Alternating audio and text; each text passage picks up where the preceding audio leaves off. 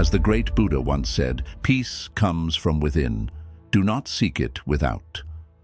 When life begins to hurt too much, our first instinct is to search outside ourselves for relief.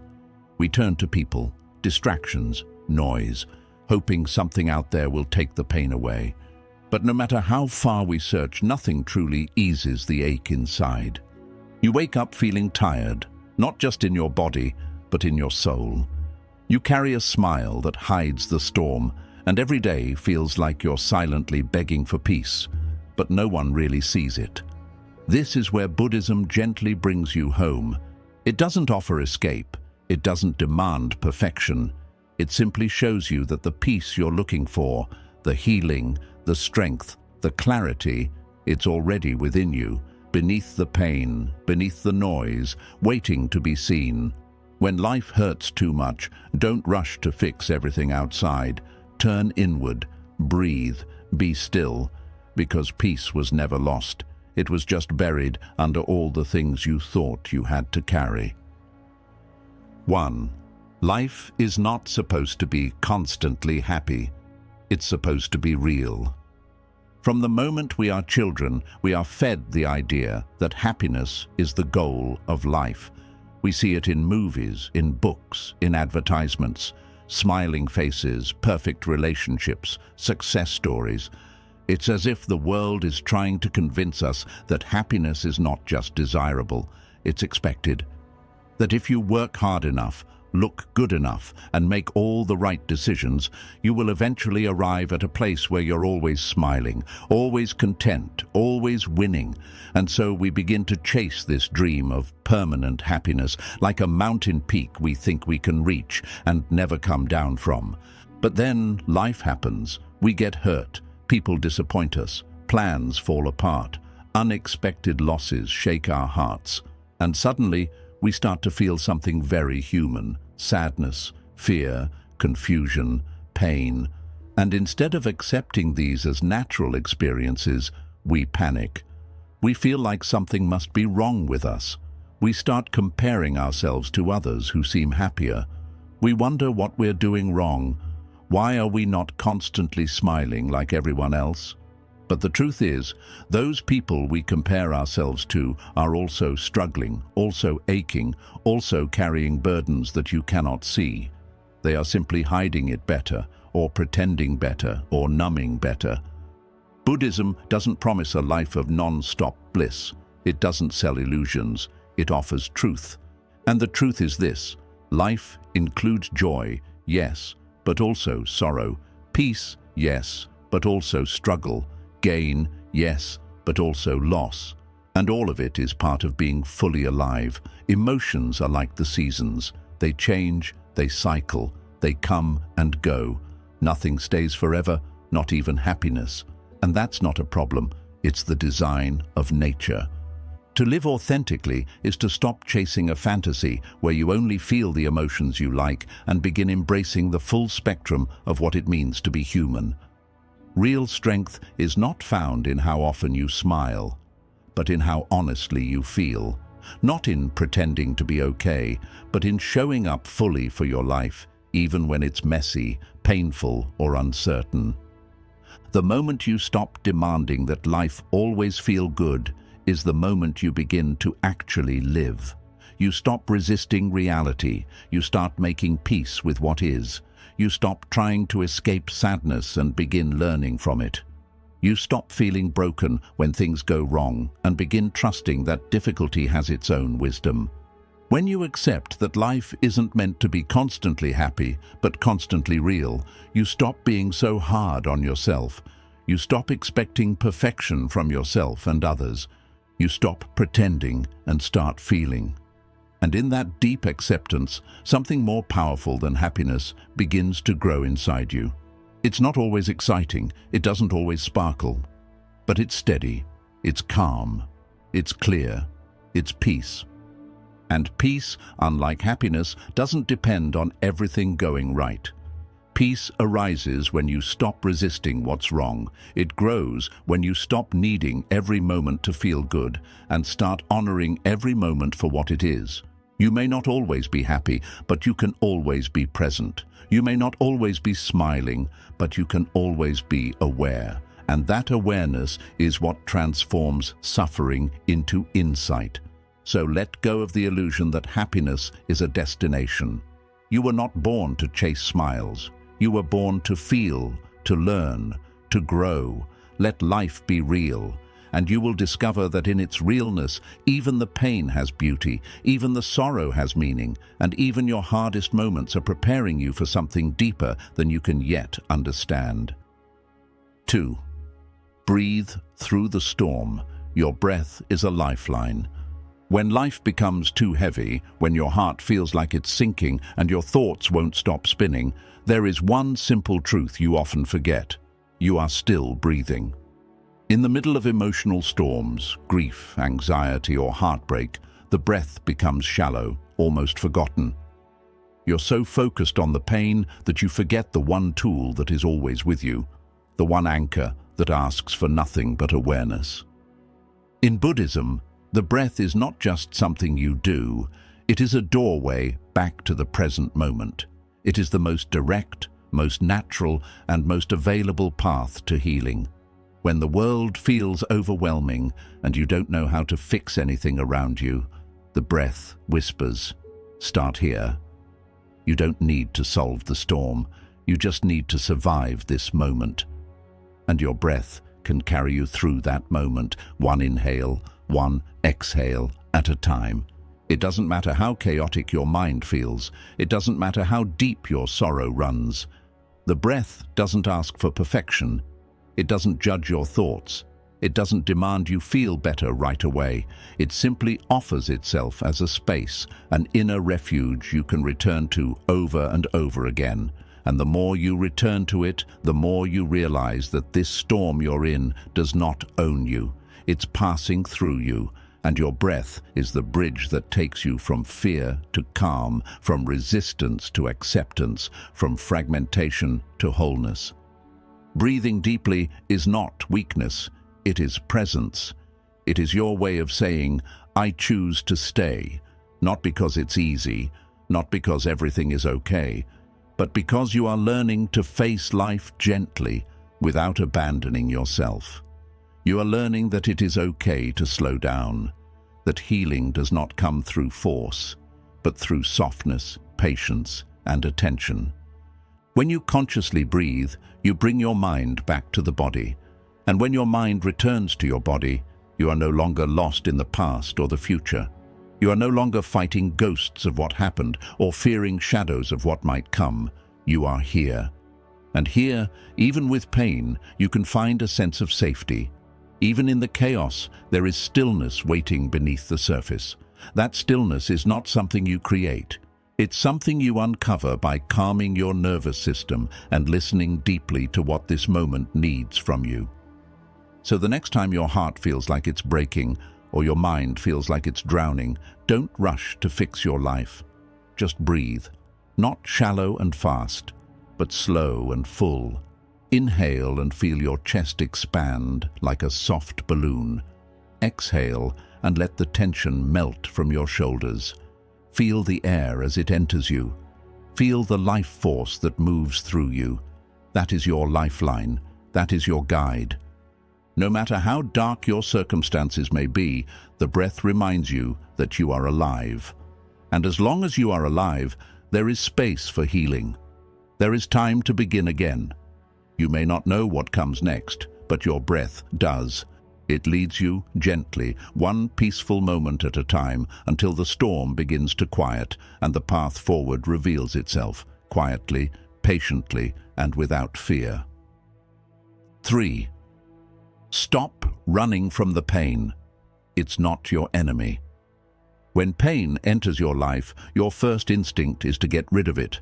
You look for the fastest way to escape it, numb it, silence it. You keep yourself busy, you distract your mind, you scroll endlessly. You tell yourself, "It's fine, I'm fine," even when everything inside you is screaming. And it makes sense. Who wants to feel broken? Who wants to sit with heartache, loss, or fear? But the more you run, the louder the pain becomes. It finds you in the silence. It creeps into your thoughts when you least expect it. It becomes heavier each time you try to avoid it. Buddhism teaches that pain is not your enemy.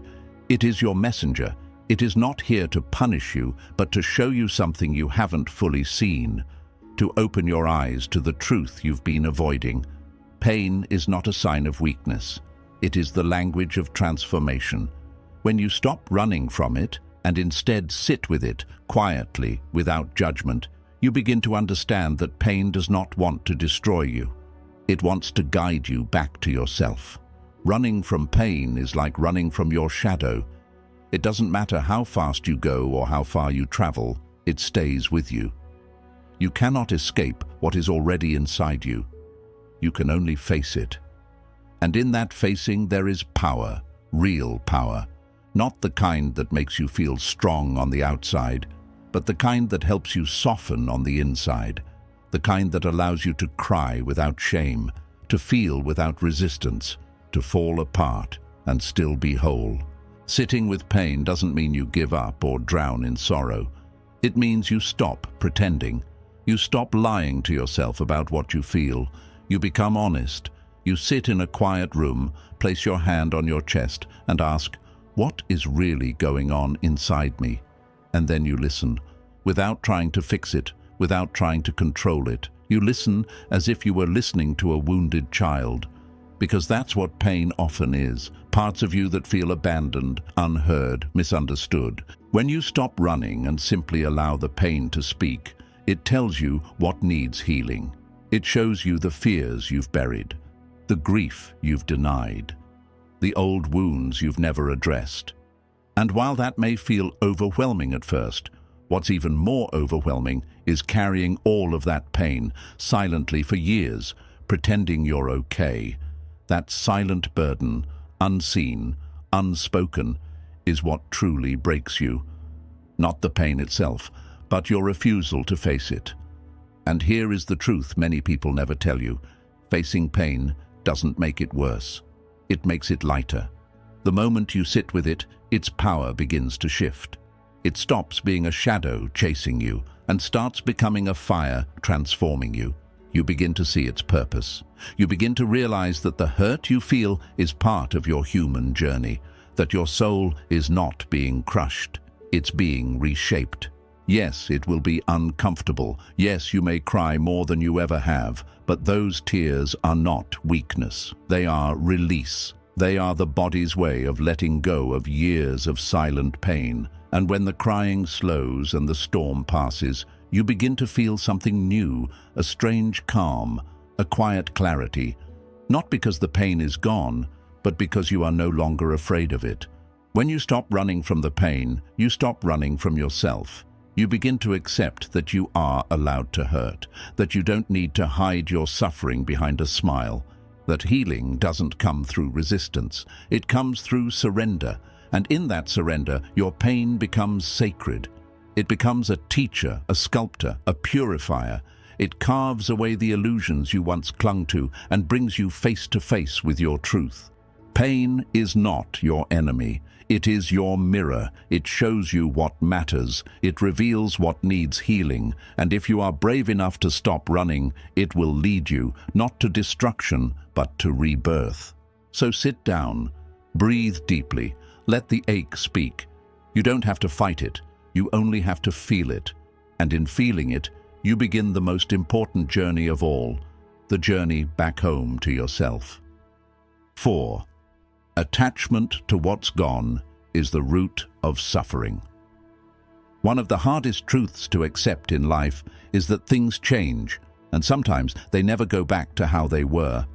People you loved leave, moments you cherished fade, places that once felt like home become strangers to you. You look at the past and long to return, thinking, if only I could go back, if only I could have one more moment, if only things had turned out differently. This is the quiet beginning of suffering, the place where attachment is born. Attachment doesn't mean love, it doesn't mean appreciation. Attachment means clinging. It means holding on to something so tightly in your heart that you become afraid to lose it, even after it's already gone. Buddhism teaches that suffering doesn't come from the loss itself, but from the way we resist that loss. We hold on to what no longer exists in the present. We carry memories like burdens, trying to relive them, trying to keep them alive through force, through longing, through mental repetition. And in doing so, we keep ourselves trapped, not in reality, but in what once was. When something or someone we love is taken from us, the pain is real. Grief is natural, sadness is human, but attachment turns that natural pain into prolonged suffering. We don't just feel the sadness, we keep reopening the wound by replaying the story. We ask ourselves endless questions, we blame ourselves, we build fantasies of how things could have been, and in this cycle, we forget to live. We stop seeing the beauty of the moment we are in because our eyes are fixed on a door that has already closed. Letting go is one of the most difficult practices in Buddhism because it requires complete honesty with yourself. It asks you to admit that no matter how deeply you loved, no matter how much something meant to you, it is no longer here in the same form. And instead of trying to drag the past into the present, it asks you to release your grip. Not to forget, not to erase, but to stop resisting the natural flow of life. Everything you've ever experienced was never meant to last forever. It was meant to teach you something, to touch you, to shape you, and then to pass. When we attach ourselves to what's already gone, we don't just suffer, we stop growing. We freeze ourselves in time, and the longer we stay attached, the more we disconnect from the life that is still unfolding around us. Letting go doesn't mean you stop loving someone. It doesn't mean their memory disappears. It means you stop holding them hostage in your heart. You allow them to rest. You allow yourself to rest. You allow life to take its next breath through you. Think of your attachments like trying to hold water in your hands. The tighter you grip, the faster it slips through your fingers. But when you open your hands, when you release the tension, the water gently rests in your palms. That's what letting go does. It doesn't take away the love or the memory, it just removes the suffering caused by resistance. You are allowed to miss what you've lost. You are allowed to cry over it, to honor it, to remember it. But you are not meant to live in that memory. You are meant to carry the lessons forward, to use what you felt to deepen your compassion, to widen your understanding of life, to soften the parts of you that had grown too rigid in control. Letting go is not the end, it is the beginning of healing. The Buddha said, "You only lose what you cling to." And sometimes what you're clinging to is not even the person or the thing, but the idea of what it meant to you. You are clinging to the meaning you gave it. And when you release that meaning, you open the door to new experiences. You allow your heart to receive again. You give yourself permission to move, to breathe, to feel the fullness of life, even with a scar on your heart. So ask yourself, gently and honestly, what am I still holding onto that no longer serves me? What memory have I turned into a cage? What part of my past am I using to avoid living in the present? And when the answer comes, don't judge it, don't fight it. Just begin the process of loosening your grip. With every breath, let go a little more. Not because you're forgetting, but because you're remembering something deeper, that you are still here, and life is not done with you yet. Your story did not end with what you lost. It began again with what you learned, and from this space of release, something new can finally grow. 4. Attachment to what's gone is the root of suffering.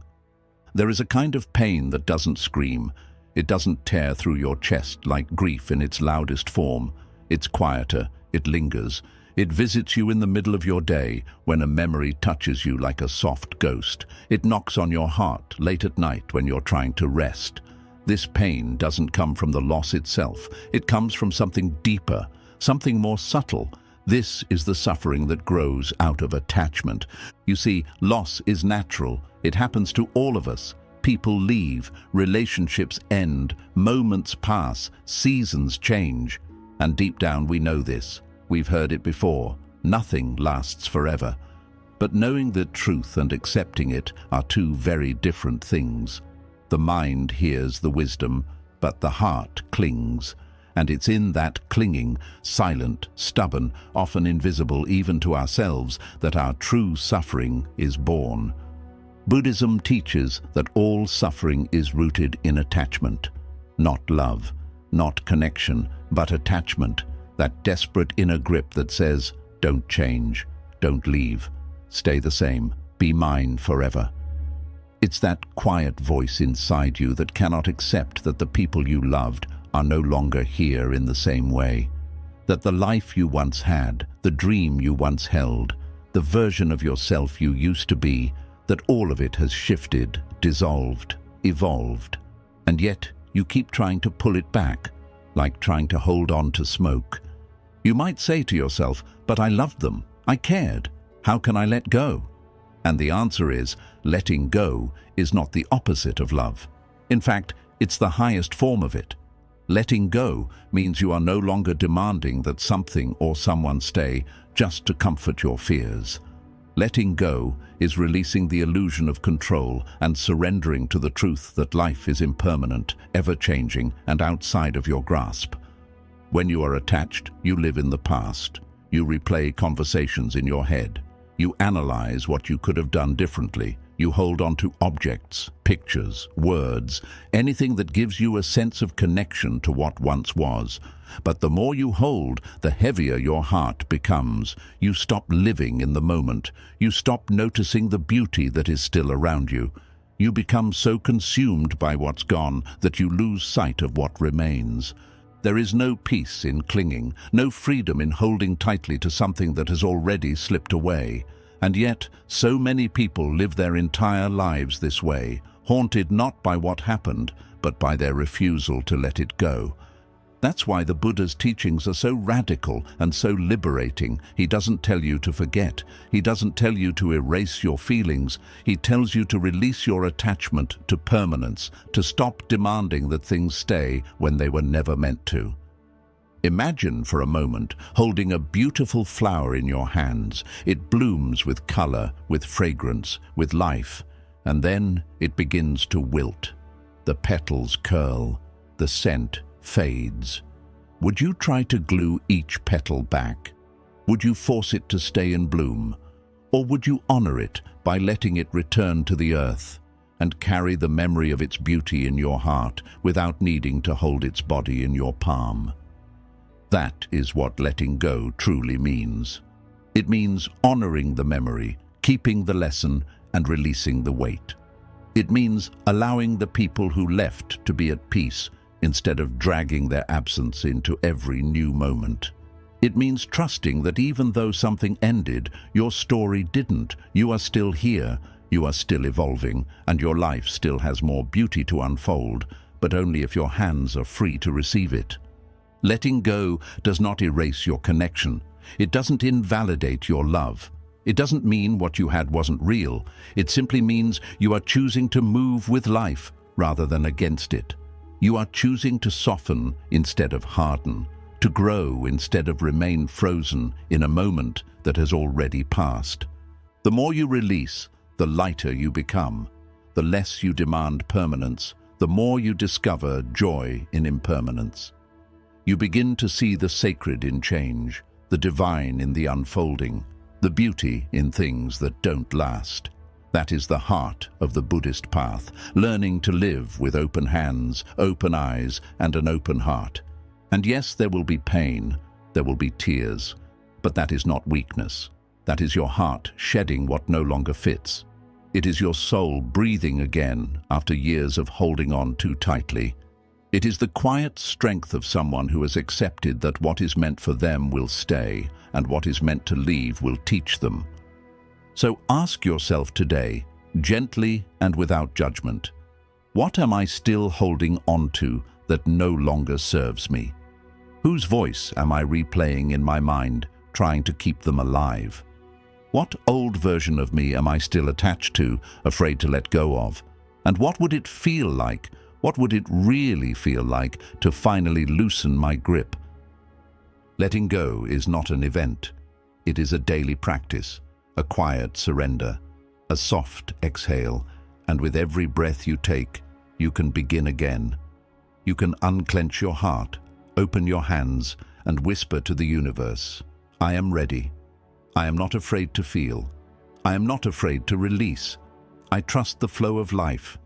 I trust that what has ended has made me who I am, and I am ready to keep becoming.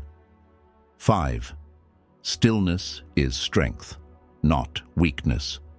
In a world that glorifies noise, movement, urgency, and relentless activity, stillness is often misunderstood. People think that if you are quiet, you are passive. If you are not reacting, you are weak. If you pause, you are falling behind. But Buddhism teaches something profoundly different. It teaches that stillness is not the absence of power, it is the highest expression of it. In fact, it is in stillness that true wisdom, healing, and strength begin to awaken. Look at nature. The strongest trees do not scream when the wind blows. They stand tall and firm in silence. The most powerful mountains do not shake at every thunderstorm. They endure. The calm surface of a still lake reflects the sky with perfect clarity. This is the power of stillness. It does not compete. It does not panic. It simply is, and in that presence, it becomes unshakable.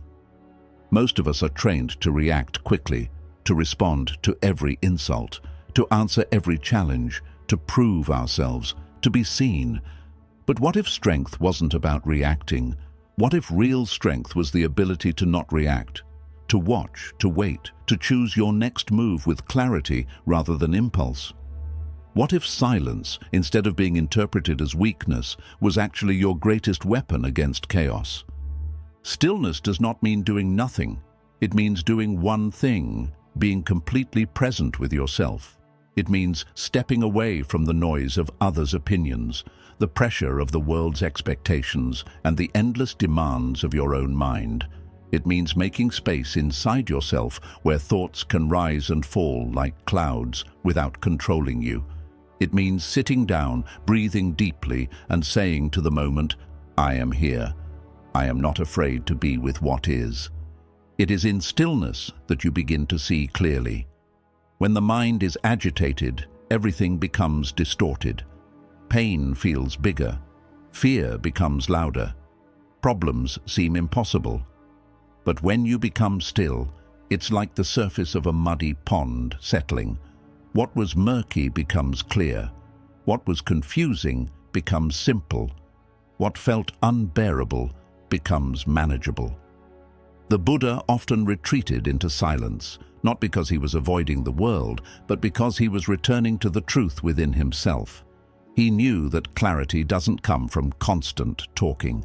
Peace doesn't come from endless doing. Insight comes from quiet observation, from looking inward without judgment, from allowing life to speak to you in the spaces between thoughts. When you are still, you notice things you couldn't see before. You begin to realize that not every problem needs an immediate solution. Not every criticism needs a defense. Not every emotion needs to be acted upon. You see the rise and fall of your fears, the waves of your anger, the flickers of your longing, and instead of becoming them, you observe them, you hold space for them without letting them take over. And in that awareness, you reclaim your power. Stillness also teaches you patience. In a world that rushes everything, success, healing, love, stillness reminds you that good things unfold in their own time. A flower doesn't bloom by force. The sun doesn't rise any faster because we're in a hurry. And your own healing will not deepen through pressure. It will deepen through space, through gentleness, through allowing. There is a kind of courage in choosing to be still when everything in you wants to fight, flee, or fix. There is bravery in choosing to pause when your mind screams for action, because in that pause, you break the cycle, you step out of unconscious reactions, you begin to respond to life, not from fear, but from presence. from balance, from clarity. This is not weakness, this is mastery. Stillness also gives you the chance to hear something sacred, your own inner voice, that soft, wise voice that gets drowned out by all the mental chatter. When you create silence within, you begin to hear the whisper of your own soul. And often it is not telling you to do more, it's telling you to let go, to rest, to trust, to simply be. And yes, being still can be uncomfortable at first. It means facing your thoughts, your emotions, your loneliness, the things you've been avoiding, but the discomfort is temporary. What lies beyond it is freedom. Because when you no longer fear stillness, you no longer need to run. And when you no longer need to run, you finally start to feel at home in yourself. In Buddhism, meditation is not about becoming someone new. It's about realizing you already are what you've been searching for. Stillness isn't a technique, it's a way of returning to the breath, to the moment, to the quiet, knowing that you are enough, that you don't need to perform to be worthy, that your value is not in how fast you can move, but in how deeply you can be present. So the next time life pushes you, don't always push back. Sit down, breathe, close your eyes, and instead of reacting, become still. Let the world swirl around you if it must, but you stay grounded like the mountain. Let the storm pass through you, not take you with it. Let the silence become your sanctuary, and in that silence you will find something that no one can give you and no one can take away. Your inner strength, your clarity, and your unshakable peace. 6. You are not the pain, you are the one aware of it. When pain arrives in your life, it often feels like it takes everything. It takes your peace. It takes your energy. Sometimes it even feels like it takes your identity. You begin to see yourself through the lens of your suffering. You stop saying, "I am going through a hard time," and instead whisper, "I am broken." You stop thinking, "This sadness is heavy," and instead internalize, "I am the sadness." Without even realizing it, you begin to merge your entire sense of self with the pain you feel. And this is where suffering begins to multiply, not in the original wound itself, but in the way we attach our identity to it. Buddhism offers a radical and deeply liberating insight. You are not your pain. You are not your fear. You are not your grief, your regret, your anxiety, your rage. You are the awareness behind all of it. You are the space in which it rises. You are the sky, and these emotions are only passing weather. Think of a storm rolling across the sky. Thunder crashes, rain pours, lightning strikes. For a moment it feels like chaos, but the storm always passes. The sky is not destroyed, it is not stained, it remains silent, open, unchanging in its essence. This is your true nature. You are the sky, not the storm. But when you forget this, when you start identifying with the storm, you suffer. You say, "I am the darkness," instead of seeing that darkness is simply moving through you. This teaching is not just philosophy, it is a practical shift in perception that can free you from years of emotional imprisonment. You may feel anxiety, but you are not anxiety. You may carry deep wounds, but you are not a wound. You are the consciousness witnessing the experience of pain, not the pain itself. The mind, however, is conditioned to label everything. When you feel sadness, it immediately says, "I am sad." When you feel lost, it says, "This is who I am now." But there is a moment, if you are present enough, where you can pause before that label takes hold. You can observe the emotion as if it were a visitor knocking at your door. You don't have to become it. You don't have to invite it in forever. You simply acknowledge its presence. This is the essence of mindfulness. It is the ability to notice what is happening within you without getting swept away by it. When you bring gentle awareness to your inner world, you begin to realize that your thoughts are not facts and your feelings are not permanent. They are like waves on the ocean, rising, cresting and falling. No matter how strong the wave, the ocean remains, deep, vast, unshaken. You may ask, but what about trauma? What about deep grief that doesn't go away? These are not small things. They live in the body. They echo in the mind. They show up in relationships, in decisions, in quiet moments when you think you're fine. Buddhism does not ask you to deny these things. It asks you to meet them with presence, with compassion, and most importantly, with the remembrance that they are not who you are. When you sit with your pain in meditation, or in silence, or in nature, you begin to feel the space between you and the sensation. You begin to recognize the part of you that is untouched, even by the most intense suffering. That part of you, the watcher, the witness, the deep self, is your true nature.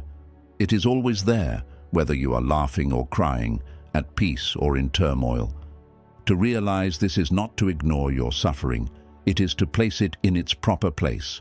You are not the prison, you are the one noticing the walls. And in that noticing, you begin to realize the door has always been open. One of the Buddha's greatest insights was that suffering is inevitable, but identification with suffering is optional. Pain will visit every human being. No one escapes it. But how we relate to that pain determines the quality of our life. If you believe the pain is your identity, you become its prisoner.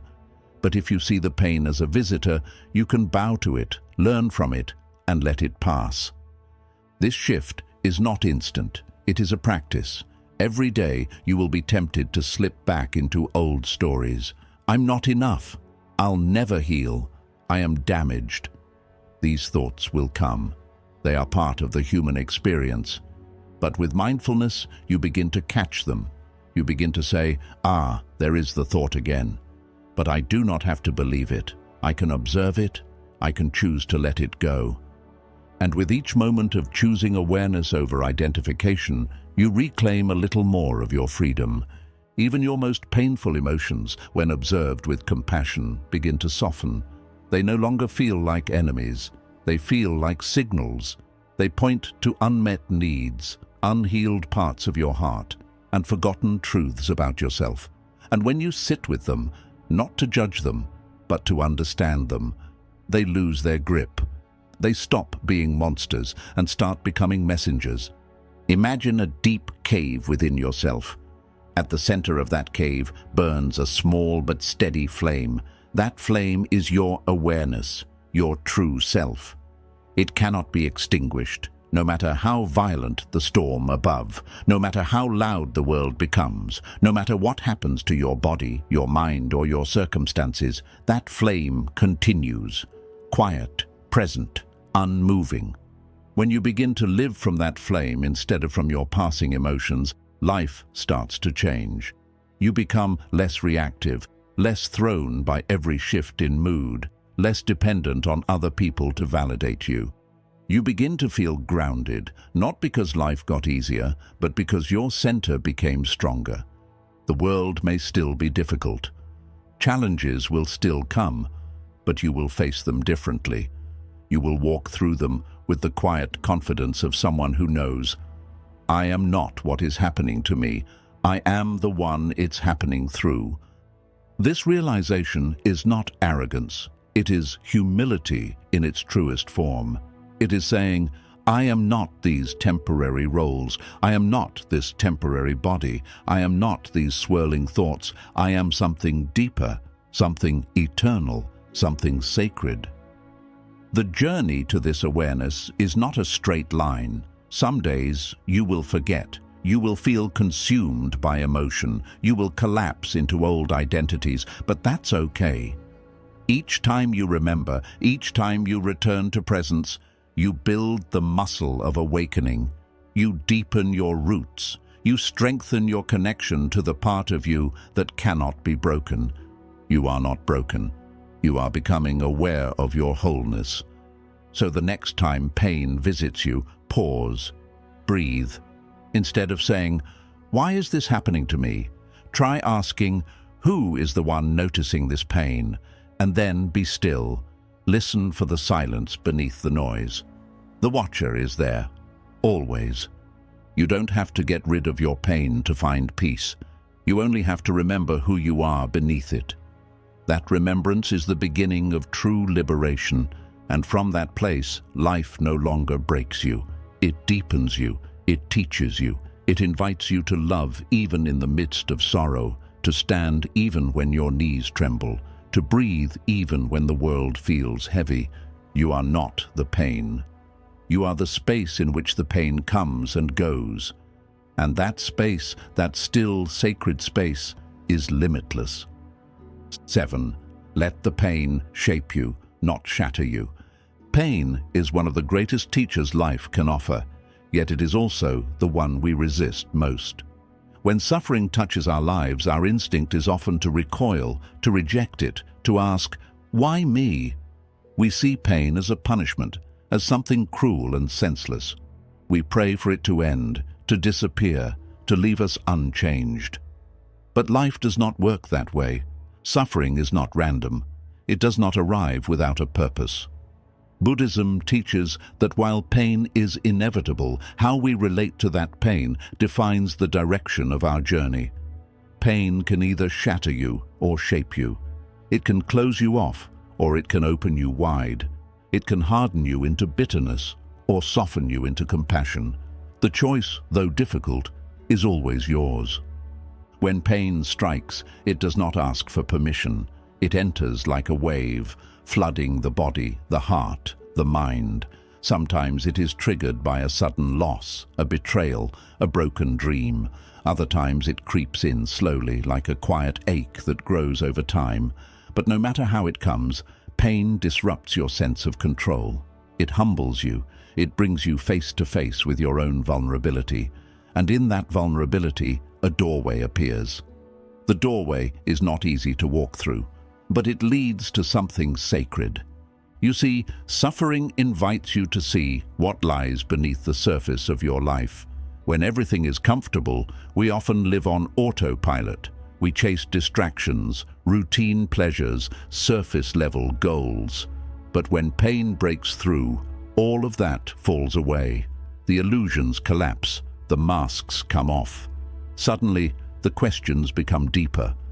What truly matters? Who am I without all the things I thought defined me? What kind of person do I want to be, even in my darkest hour? Pain forces you to confront the truth of yourself, and in that confrontation, transformation begins. Buddhism teaches that the lotus flower, one of the most beautiful and sacred symbols of enlightenment, grows only in the mud. Without the mud, there is no lotus. Without the darkness, there is no light. Without the pain, there is no awakening. This is not just poetic language, it is spiritual truth. The suffering you endure is not here to destroy you. It is here to guide you deeper into yourself, to strip away what is false, to help you become someone more real, more whole, more awake.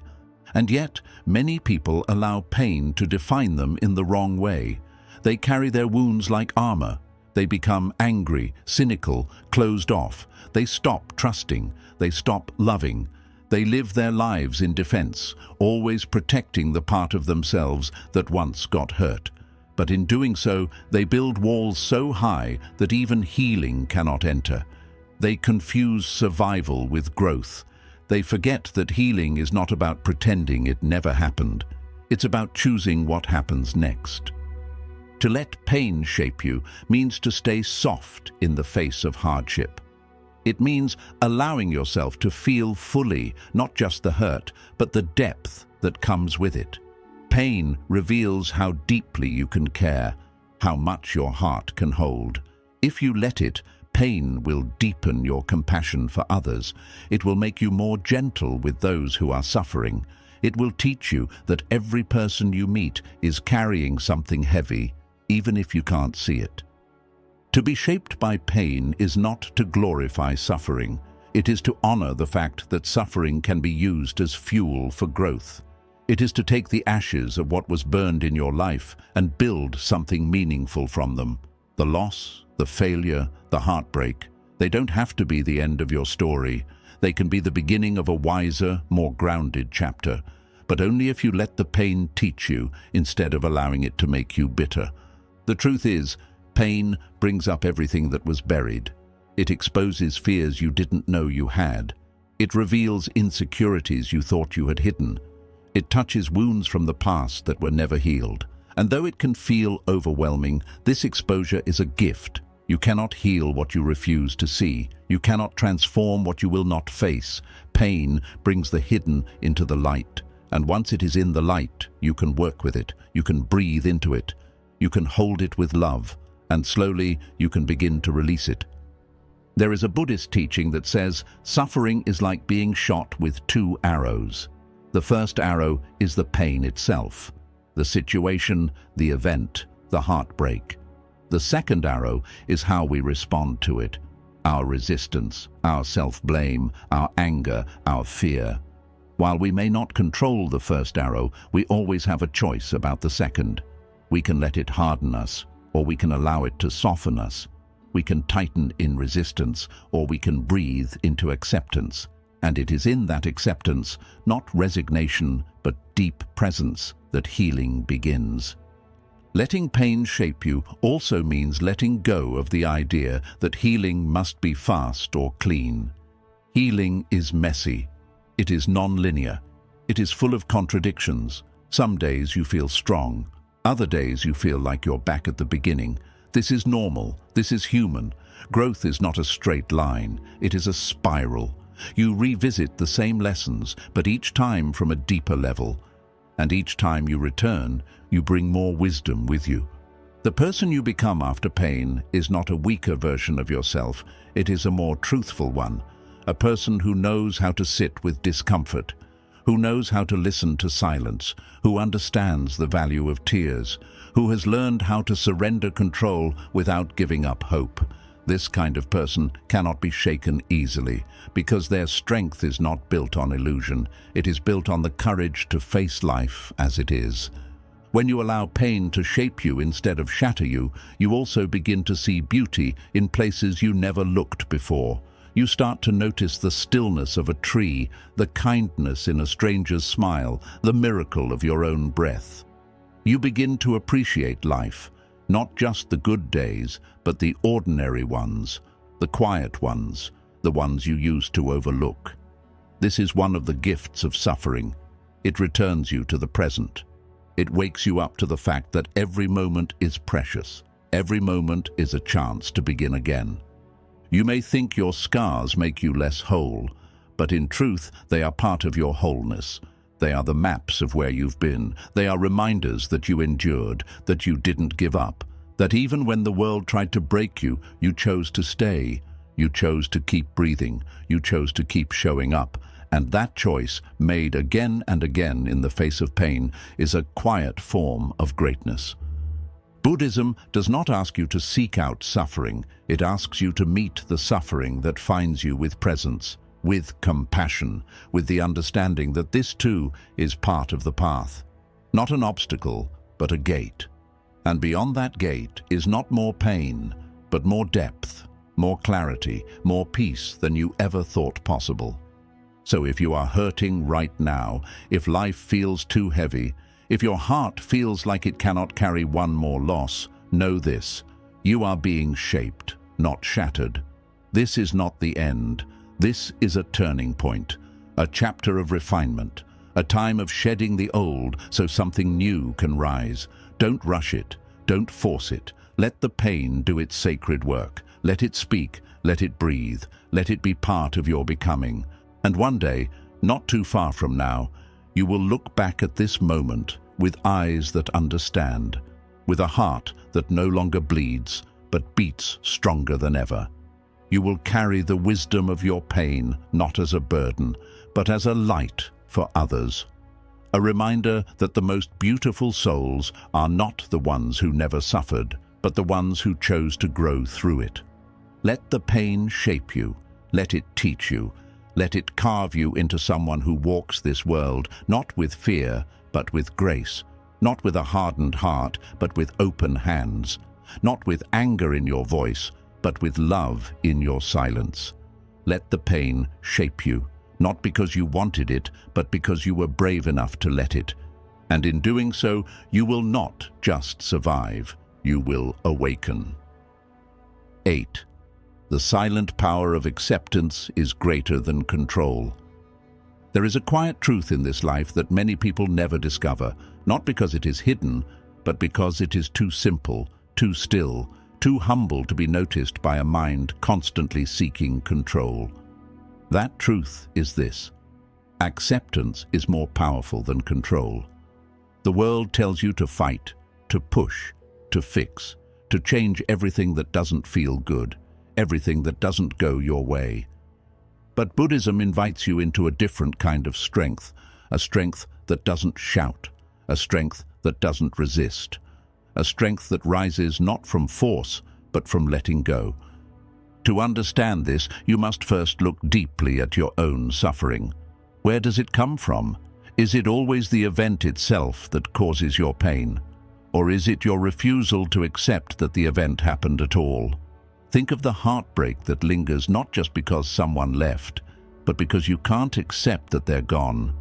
Think of the stress that grows not from what is, but from your insistence that it shouldn't be this way. The mind clings, it demands, it argues with reality, and in doing so, it creates a storm far greater than the situation itself. Buddhism teaches that suffering is not born from pain, it is born from resistance to pain. Pain is inevitable. You will lose, you will grieve, you will face illness, you will experience disappointment.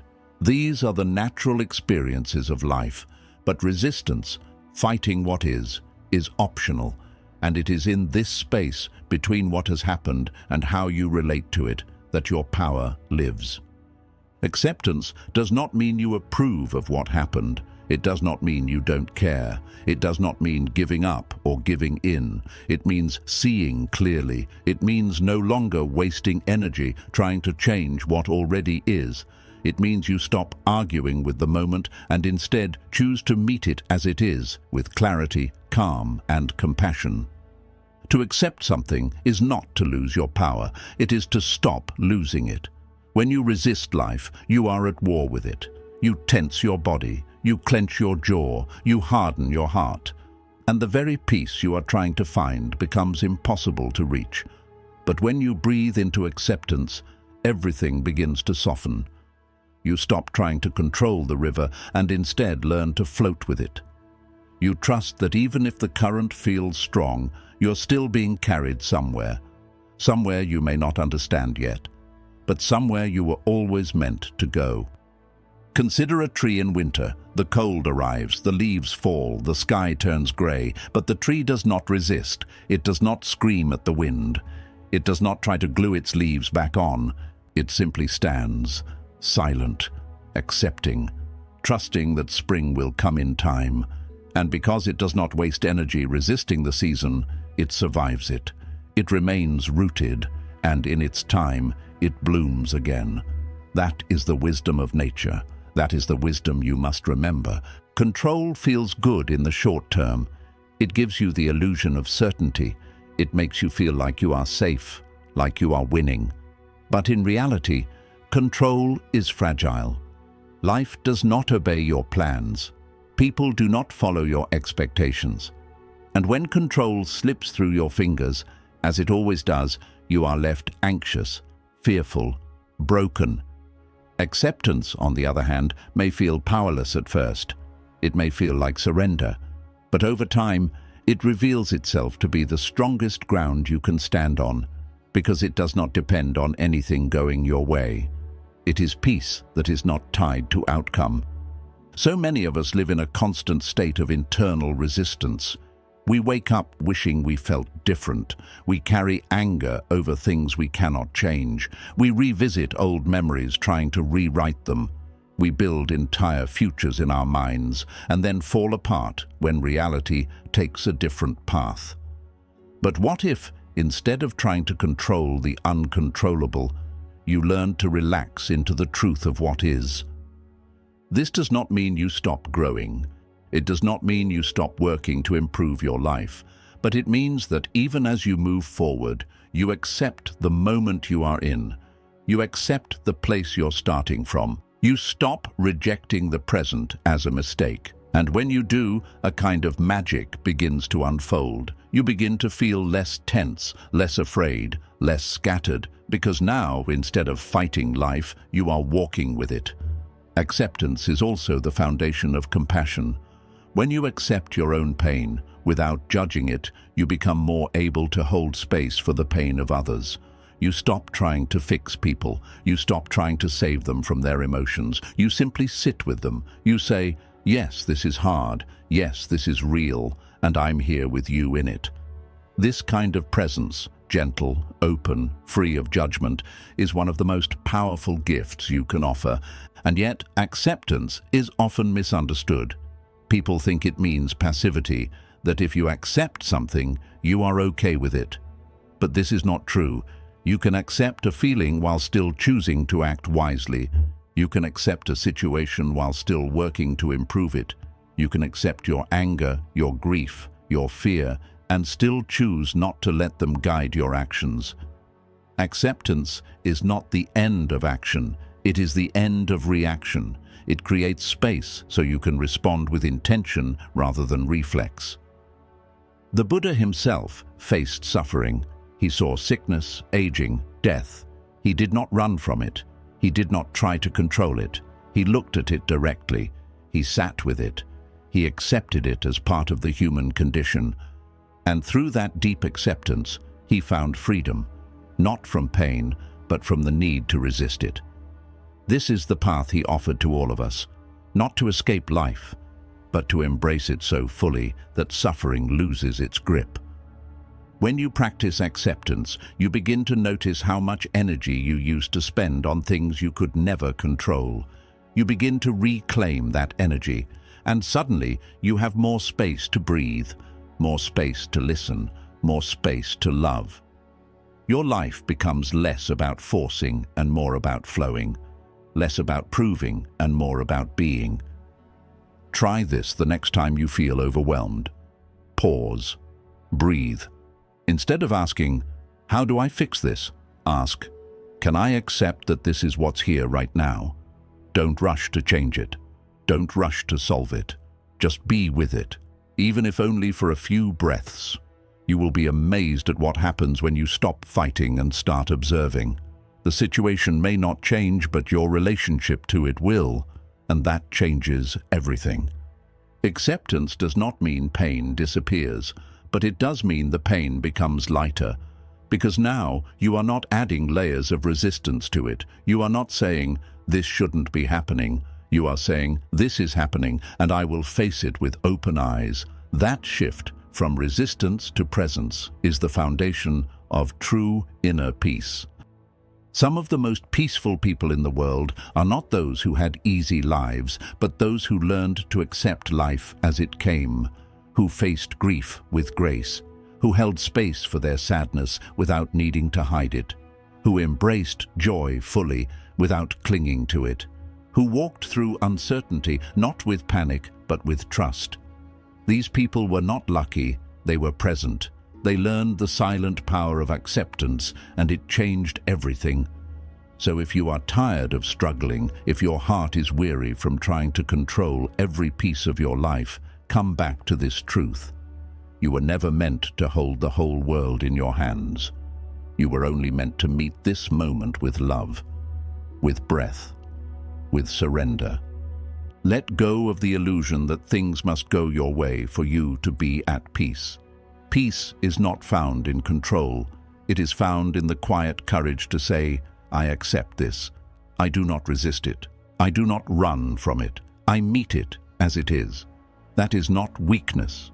That is not giving up. That is the deepest kind of strength. And when you begin to live from this space, not someday, but now, you will feel something shift. A calm you didn't know you were capable of. A stillness you had long forgotten. And in that stillness, you will discover that life, even with all its unpredictability, is not your enemy. It is your teacher, and it has been waiting for you to stop resisting so it can finally show you who you really are. You can be at peace without having all the answers.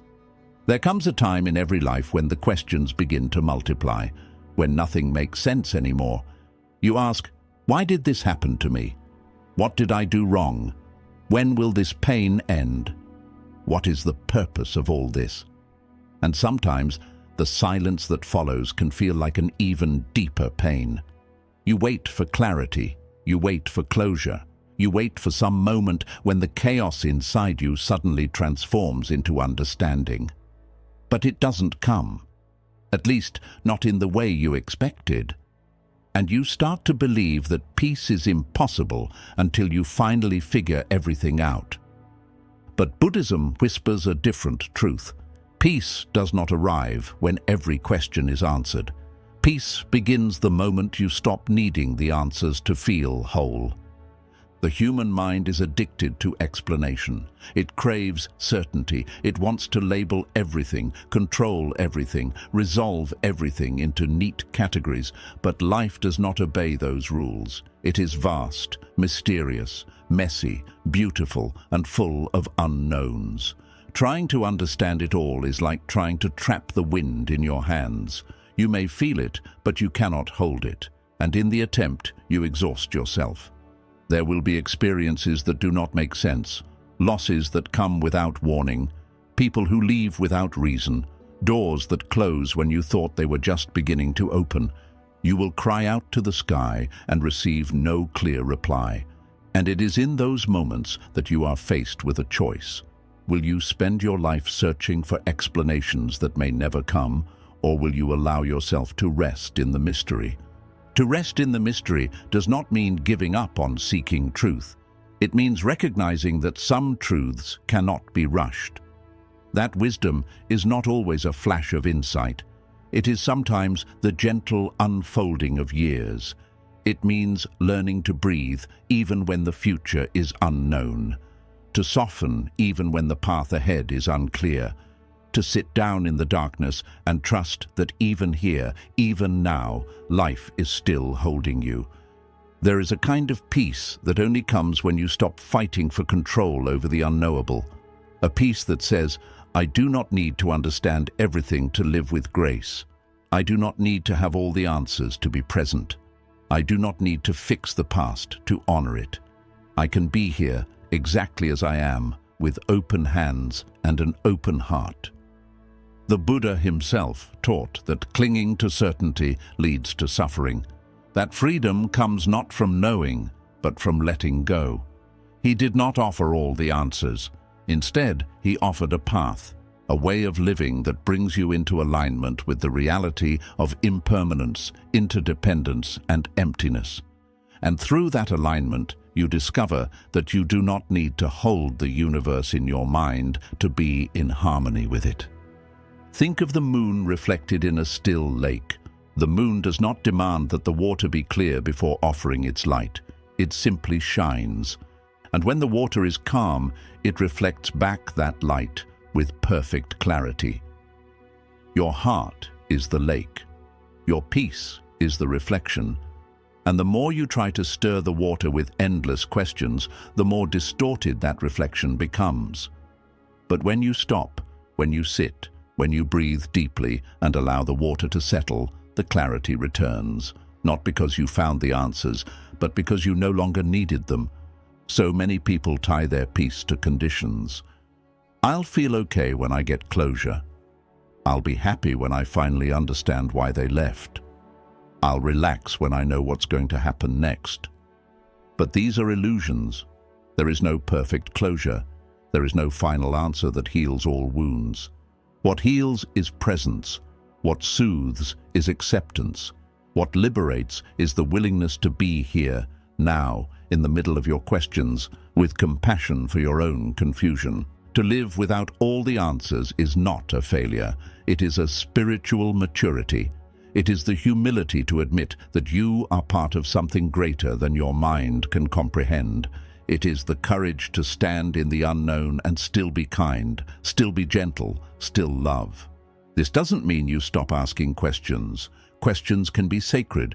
They can guide your reflection, open your heart, lead you into deeper understanding. but ask them like a poet, not a prosecutor. Ask them not to dominate life, but to dance with it. Be willing to ask without demanding, to seek without urgency, to trust that if an answer matters, it will reveal itself in time, not always in words, but sometimes in silence, in peace, in the feeling that even though nothing has changed, you are somehow okay. The path of not knowing is not empty, it is rich with wonder. It teaches you to look at a flower without needing to name it, to watch a sunset without needing to measure its color, to hold someone's hand without knowing where the relationship will go. It teaches you that life is precious because it is fleeting, mysterious, unpredictable, and when you stop needing to solve it, you start truly living it. Think of the child who stares at the night sky, eyes wide with awe. They do not understand the cosmos. They do not know the science of stars, but they are at peace because they are present, because they are open, because they are not trying to own the sky, only feel it. That is the innocence we lose as we grow older. That is the innocence we must return to, not through ignorance, but through reverence. You can be wise and still not know. You can be healed and still not have every detail explained. You can be at peace, not because everything finally made sense, but because you finally stopped trying to force it to. Let your questions live like seeds in the soil of your heart. Some may blossom, some may remain beneath the surface, but they are alive, they are moving, and so are you. There is a rhythm to life that your mind cannot always grasp, but your soul can feel. Listen to that rhythm. Let it guide you. Let it remind you that peace is not waiting at the end of some long trail of answers. It is available right now in the space where you surrender your need to know. So if you are waiting for the perfect explanation to heal, stop waiting. Begin healing now. Begin by breathing into your uncertainty. Begin by saying, I don't know, and that's okay. Begin by trusting that you are still on the path, even if you can't see where it leads. The clouds may cover the mountain, but the mountain remains. Your peace is like that mountain, steady, silent, strong. The clouds of confusion may hide it for a while, but they will pass. The sun will rise. The path will reveal itself, not because you solved the puzzle, but because you learned how to walk, even when you couldn't see the full map. Peace is not found in knowing. It is found in trusting. Trusting that you are not lost. Trusting that this moment is enough, trusting that even your questions are part of the unfolding. And most of all, trusting that the more you surrender the need for answers, the more life will speak to you, not in explanations, but in presence, in stillness, in love. You can be at peace without having all the answers. You can rest even in the mystery. You can smile even in the unknown, because you are not here to figure it all out. You are here to live it, fully, lovingly, one breath at a time. Healing doesn't mean forgetting, it means releasing the weight. When we think of healing, we often imagine a perfect ending, a moment where the pain is gone, where the memory fades, where the past no longer touches the present. We long for the kind of healing that erases the hurt entirely, that turns the scars invisible, that lets us wake up one day and say, it's as if it never happened. But this expectation, while understandable, is the very reason many of us never truly feel free. Because healing, real healing, is not about forgetting. It is not about pretending that something painful didn't shape you. It is not about wiping the slate clean as if you were never broken. Healing, in the Buddhist sense, is about transforming your relationship with the pain. It's not the absence of memory. It's the absence of resistance. It's the moment when the story no longer holds you hostage, when it becomes something you can carry, not as a burden, but as a quiet strength. There are moments in your life that will leave marks, people who left too soon, words that wounded, decisions you wish you could undo, chapters you weren't ready to close. These moments will not disappear simply because you wish they would. They are etched into the story of your life. But what you do with those moments, that's where healing begins. So many people believe they are failing to heal because they still remember, because they still feel, because there are days when the sadness returns, or the anxiety reawakens, or the anger resurfaces like a wave they thought had already passed.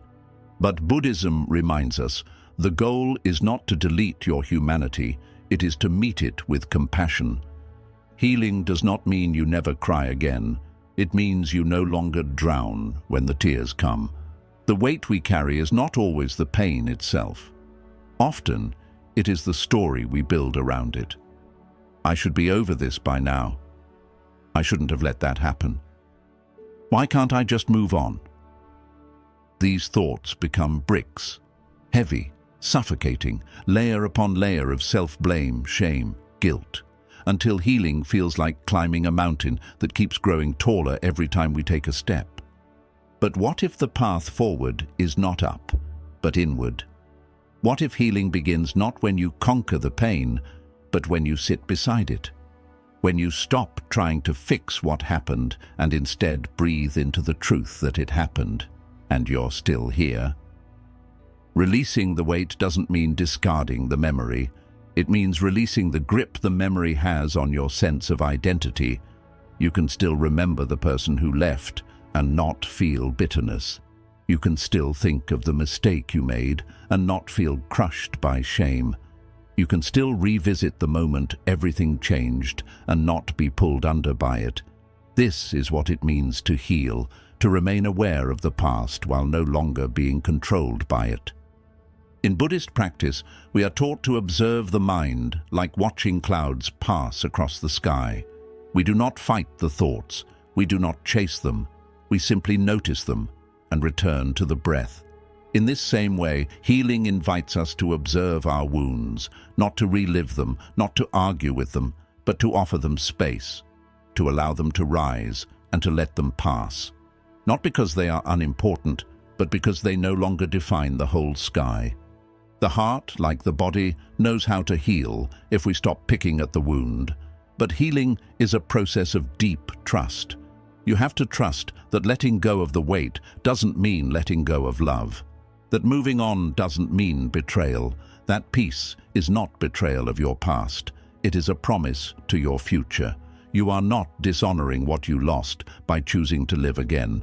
You are honoring it in the most sacred way possible by letting it become your teacher, not your prison.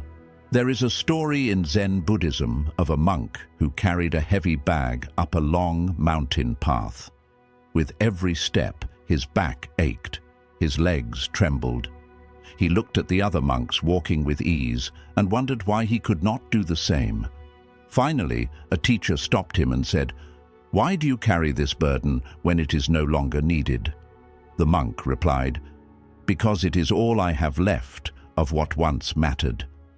The teacher gently smiled and said, "Then make what once mattered part of your walk, not part of your weight."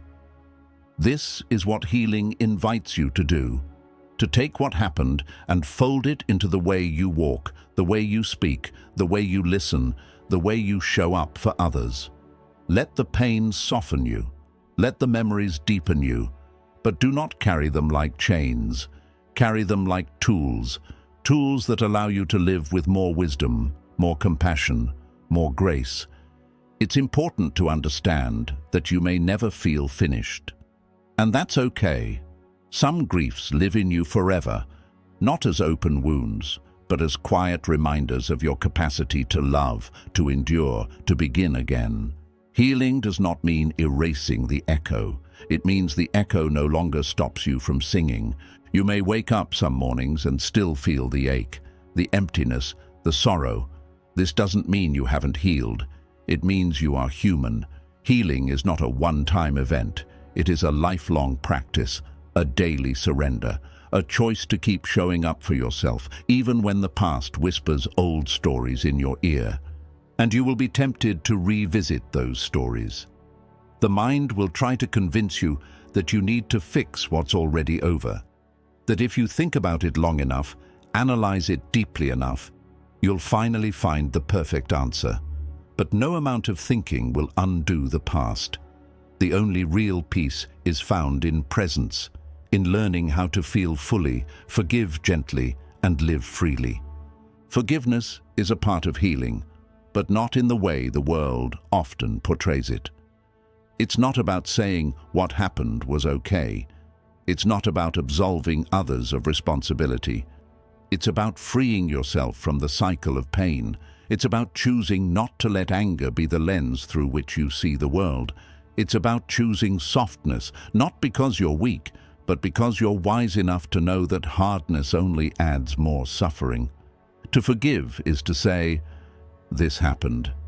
I can't change that, but I can choose what I do with it now." And sometimes the person you need to forgive most is yourself, for the things you didn't know, for the things you couldn't stop, for the way you survived, for how long you carried the weight. Be gentle with that part of you. They were doing their best. In Buddhist meditation, there is a practice called metta, loving kindness. It is a practice of offering compassion to yourself and others. And when you sit in metta meditation, you repeat quietly, "May I be well, may I be safe, may I be free from suffering." You extend that same wish to those you love, and eventually to those who hurt you, not because they deserve it, but because you deserve to be free. Healing is the long return to love for yourself, to love for others, to love for life itself, even when it's been messy, painful, uncertain. You may never forget what happened, but you will no longer be held down by it. You will walk taller, breathe easier, speak softer, because now you're not walking with wounds, you're walking with wisdom. So if you are carrying something heavy right now, something you've carried for far too long, know this: you are not weak for struggling. You are not broken because it still hurts. You are simply human, and your heart, even now, is learning how to heal. Give it time, give it space, give it breath. And when the weight feels lighter, not because it's gone, but because you've learned how to carry it differently, know that you have already begun the healing you once thought was impossible. You do not need to forget what happened to find peace. You only need to release the belief that you must carry the pain forever. Let it go, gently, slowly, with love, and keep walking. You are becoming whole, not by erasing the past, but by making peace with it. True strength is the courage to stay soft in a hard world. In a world that often values power over presence, noise over stillness, and reaction over reflection, we are taught to build walls instead of bridges. We are taught to harden ourselves to survive. Don't let anyone see you cry. Never show weakness. Be strong. But what does strength really mean in a world so afraid of softness? So many of us confuse strength with control. We believe strength means keeping a straight face when our heart is breaking. We believe it means burying our emotions so we don't look vulnerable. We believe it means walking away before we get too close, or speaking louder so no one hears our trembling voice. And in doing so, we forget something sacred, that softness is not the opposite of strength. It is a deeper, truer form of it. A strength that doesn't protect through armor, but through authenticity. Buddhism does not define strength as domination. It defines it as equanimity, the balanced mind that does not cling to praise nor collapse under blame. It defines it as compassion, the willingness to open your heart again and again, even after it's been hurt. It defines it as mindfulness, the steady awareness that notices the pain, the joy, the confusion, and meets it all with gentleness. True strength is not the refusal to feel. It is the willingness to feel fully and not be swept away. It is allowing grief to move through you without turning it into bitterness. It is feeling fear without letting it shut your heart. It is choosing to love when it would be easier to close, to listen when it would be easier to defend, to remain kind when the world gives you every excuse not to be. Imagine a flower growing in the cracks of a stone wall. It is small, delicate, easily overlooked, and yet it grows anyway, without demanding attention, without needing permission. It faces the sun. It opens. That is strength, not in how loud it is, not in how protected it is, but in its willingness to stay soft in a place that was not designed for softness. There is a story in Buddhist tradition of a monk who was known for his gentle demeanor. A student once asked him, "How are you so calm in the face of conflict? How do you stay kind to people who insult you?" The monk replied, "Because I do not confuse their actions with my identity. I do not mirror what I see. I respond with what I choose to be." That is real power. The power to respond, not react. The power to stay rooted in your values, even when others abandon theirs. Staying soft does not mean letting others walk over you. It does not mean tolerating abuse. It does not mean saying yes when you mean no. Softness is not weakness. It is clarity. It is knowing that your energy is too sacred to be wasted in rage, that your peace is more precious than winning a petty argument, that you do not have to raise your voice to be heard. You only have to speak with truth. Softness requires boundaries. It requires discernment.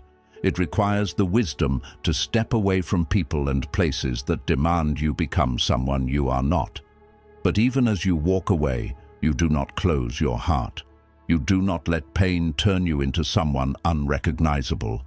You do not let betrayal teach you that love is a mistake.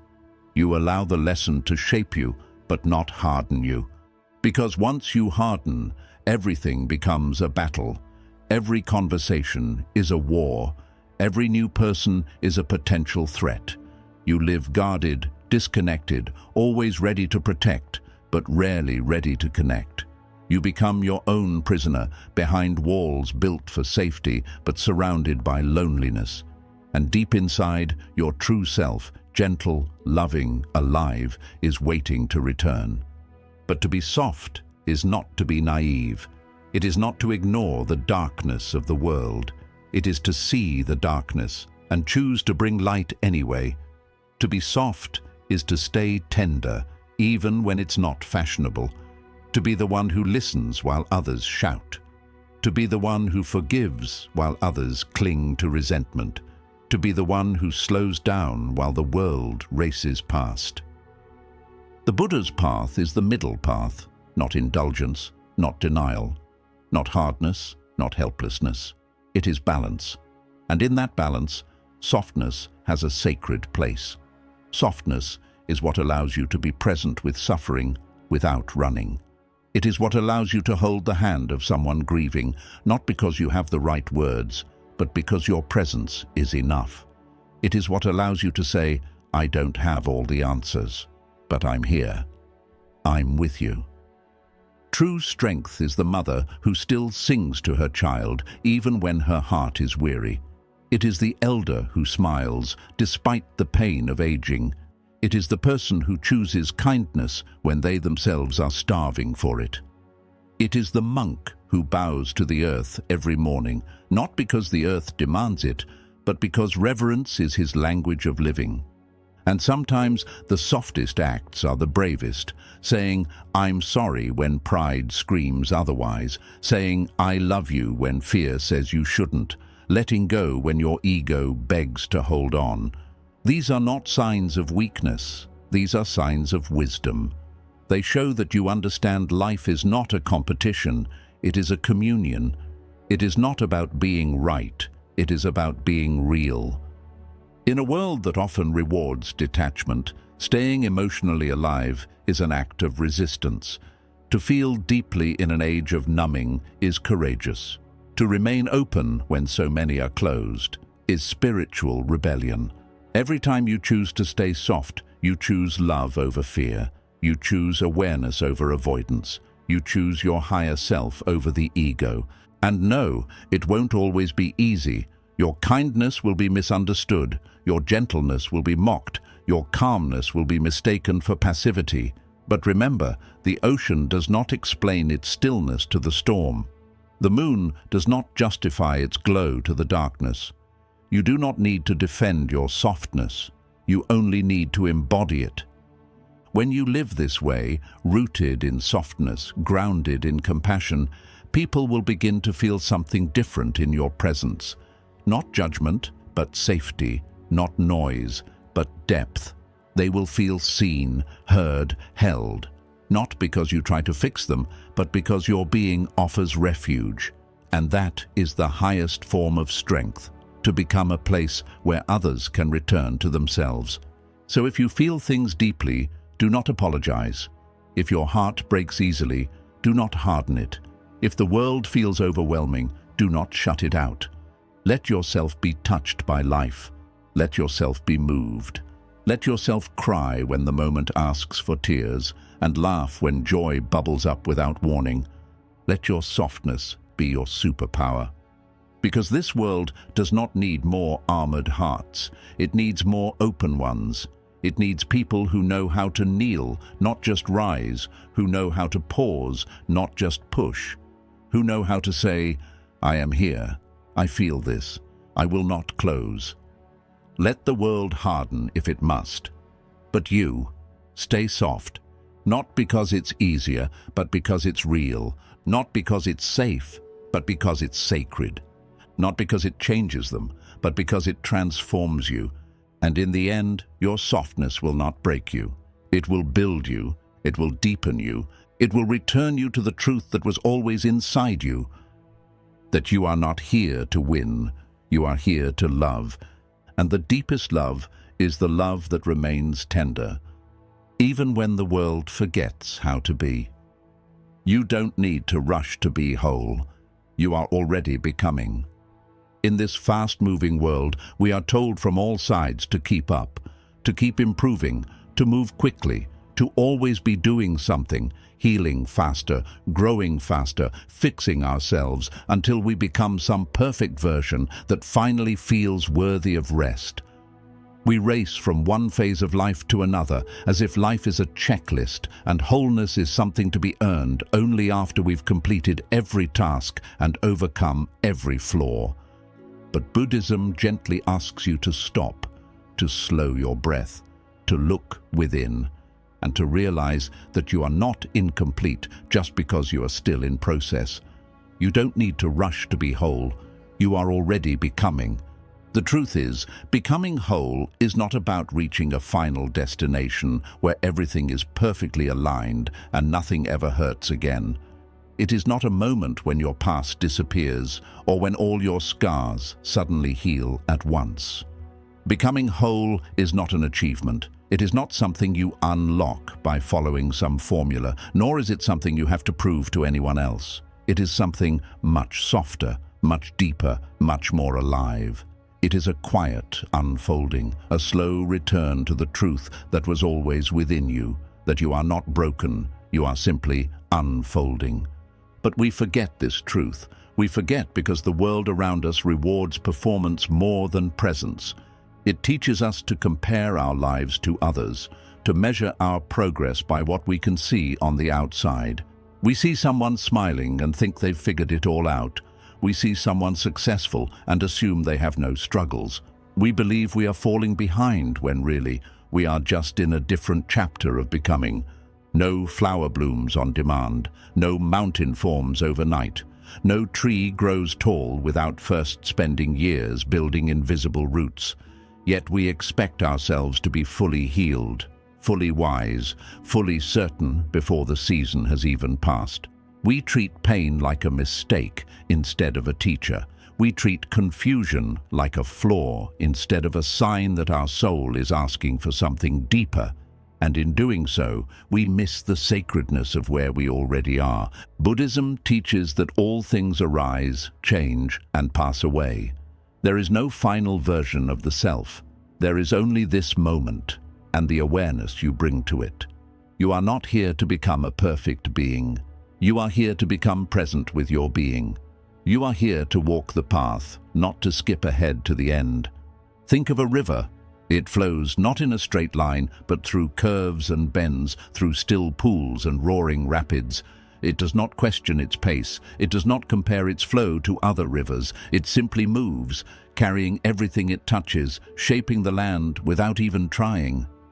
This is how you become whole, not by force, not by rushing, but by allowing your life to unfold as it will, trusting that even the slow parts, even the painful turns, are part of the shaping.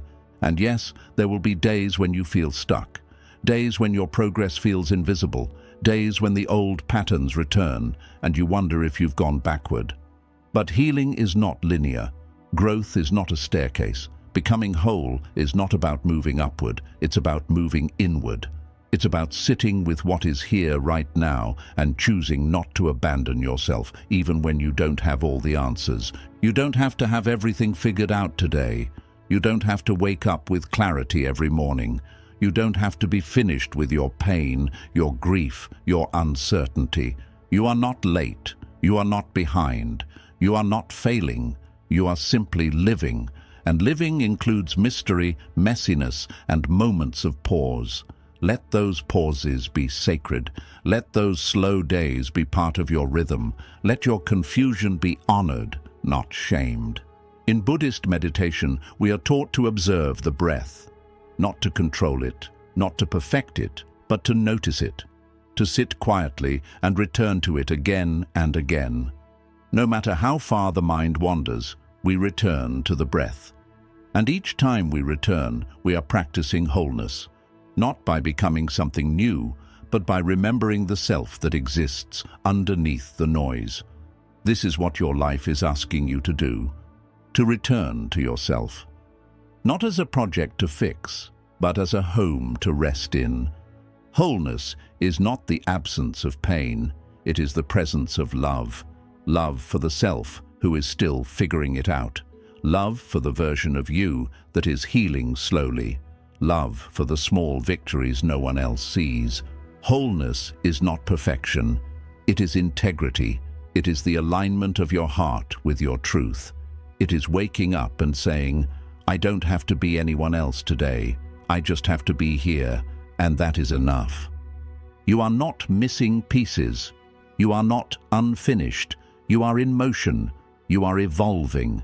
Every time you breathe through a difficult moment without running, you are becoming.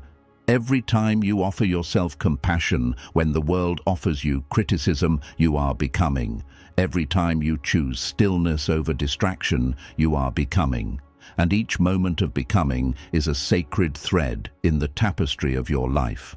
Stop waiting to feel complete before you live. Stop believing that peace is somewhere far away. Peace is not waiting for you at the end of your journey. It is quietly walking beside you, whispering, slow down. You're doing better than you think. Peace is not the reward, it is the companion. So take your time. Let your healing be slow. Let your becoming be gentle. Let your path be your own. Not everyone will understand your pace, and that's okay. Some people will rush past you. Others will tell you to move faster, but only you can feel the rhythm of your soul. Only you know when you need to rest, when you need to breathe, when you need to simply be. And even when you can't feel it, know this: you are already whole. Not because you are finished, but because you are real, because you are honest, because you are choosing to meet yourself with kindness instead of urgency. The cracks you carry do not make you less. They make you more human. They make you relatable. They make you compassionate. They allow the light to enter.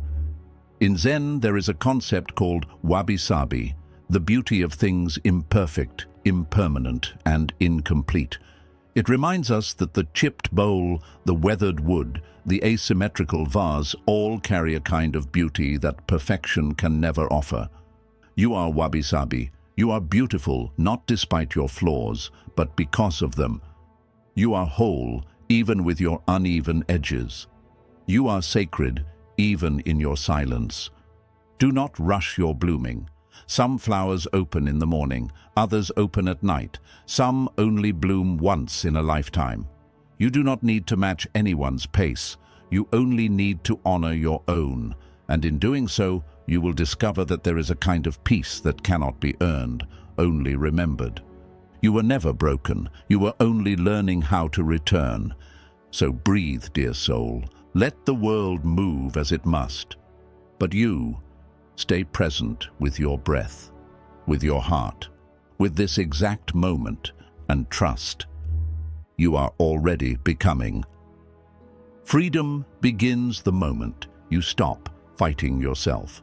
There is a kind of suffering that hides behind every achievement, every perfectly curated smile, every act of self-discipline. It's not the pain that others inflict, it's the war we wage within ourselves. The constant judging, correcting, comparing, punishing, the inner voice that whispers, "You're not doing enough, you're not strong enough, you're still not who you should be." We carry this invisible burden through life, believing that we must constantly improve ourselves to earn peace, to be worthy, to finally rest. But Buddhism teaches something profoundly different. It doesn't ask you to fix yourself. It invites you to make peace with yourself. It doesn't ask you to become someone new. It asks you to remember who you were before the world convinced you that you were not enough. And it is in that remembering, in that gentle return, that true freedom begins. Freedom is not the absence of difficulty. It is the absence of self-conflict. It is the quiet inner space where you are no longer torn in half by shame, guilt, and impossible expectations. It is what arises when you stop fighting who you are, what you feel, and where you are on your journey. The truth is, we have been trained to believe that self-criticism is the path to growth, that if we are hard enough on ourselves, we will finally become better. But this belief creates an endless loop. No matter how much you grow, the voice says it's still not enough. You improve one area and the voice points to another. You heal a wound and the voice reminds you of another scar. You never arrive because you are fighting yourself instead of walking with yourself. Imagine carrying a child on a long journey. The child is tired, stumbling, crying. Would you scold them for being slow? Would you shame them for needing to rest? Or would you hold them gently, wipe their tears and whisper, "It's okay, I've got you"? That is the way you must learn to speak to yourself. That is what Buddhism means when it speaks of compassion, not just for others, but for your own tired, beautiful, trying soul.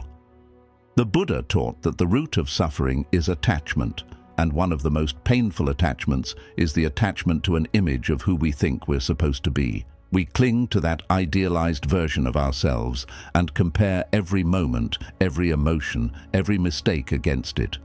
And when we inevitably fall short, we turn on ourselves. We resist our own humanity. We reject our own pain. We suppress the parts of us that don't match the image. But what if freedom is not about becoming better, but becoming whole? What if the real transformation begins, not when you achieve more, but when you stop turning against yourself every time you fall? To stop fighting yourself does not mean giving up. It does not mean you stop growing. It means you grow with gentleness instead of aggression. It means you heal with understanding instead of force. It means you rest when you're tired, not punish yourself for needing rest. It means you allow yourself to feel sadness without calling it weakness, to feel joy without fearing that it's undeserved, to feel anger without assuming you are wrong. There is a Zen proverb, "The obstacle is the path." And sometimes the biggest obstacle is the belief that you must fight yourself into becoming who you want to be. But you cannot beat yourself into peace. You cannot shame yourself into light. You cannot hate yourself into love. You can only return again and again to a softer way, a way that begins with acceptance. Acceptance is not resignation. It is not saying, "This is just how I am and I'll never change." It is saying, "This is where I am right now, and that is okay." It is the beginning of honest, grounded growth. Because when you stop using your energy to resist yourself, you free that energy to support yourself. And it's important to understand, your mind will resist this shift. It will tell you that self-criticism is necessary, that if you're too kind to yourself, you'll become lazy, weak, unmotivated. But this is a lie born from fear. In truth, people flourish in environments of love. A plant grows not from being yelled at, but from being watered, tended, held by sunlight. And you are no different. The inner war we carry is often inherited.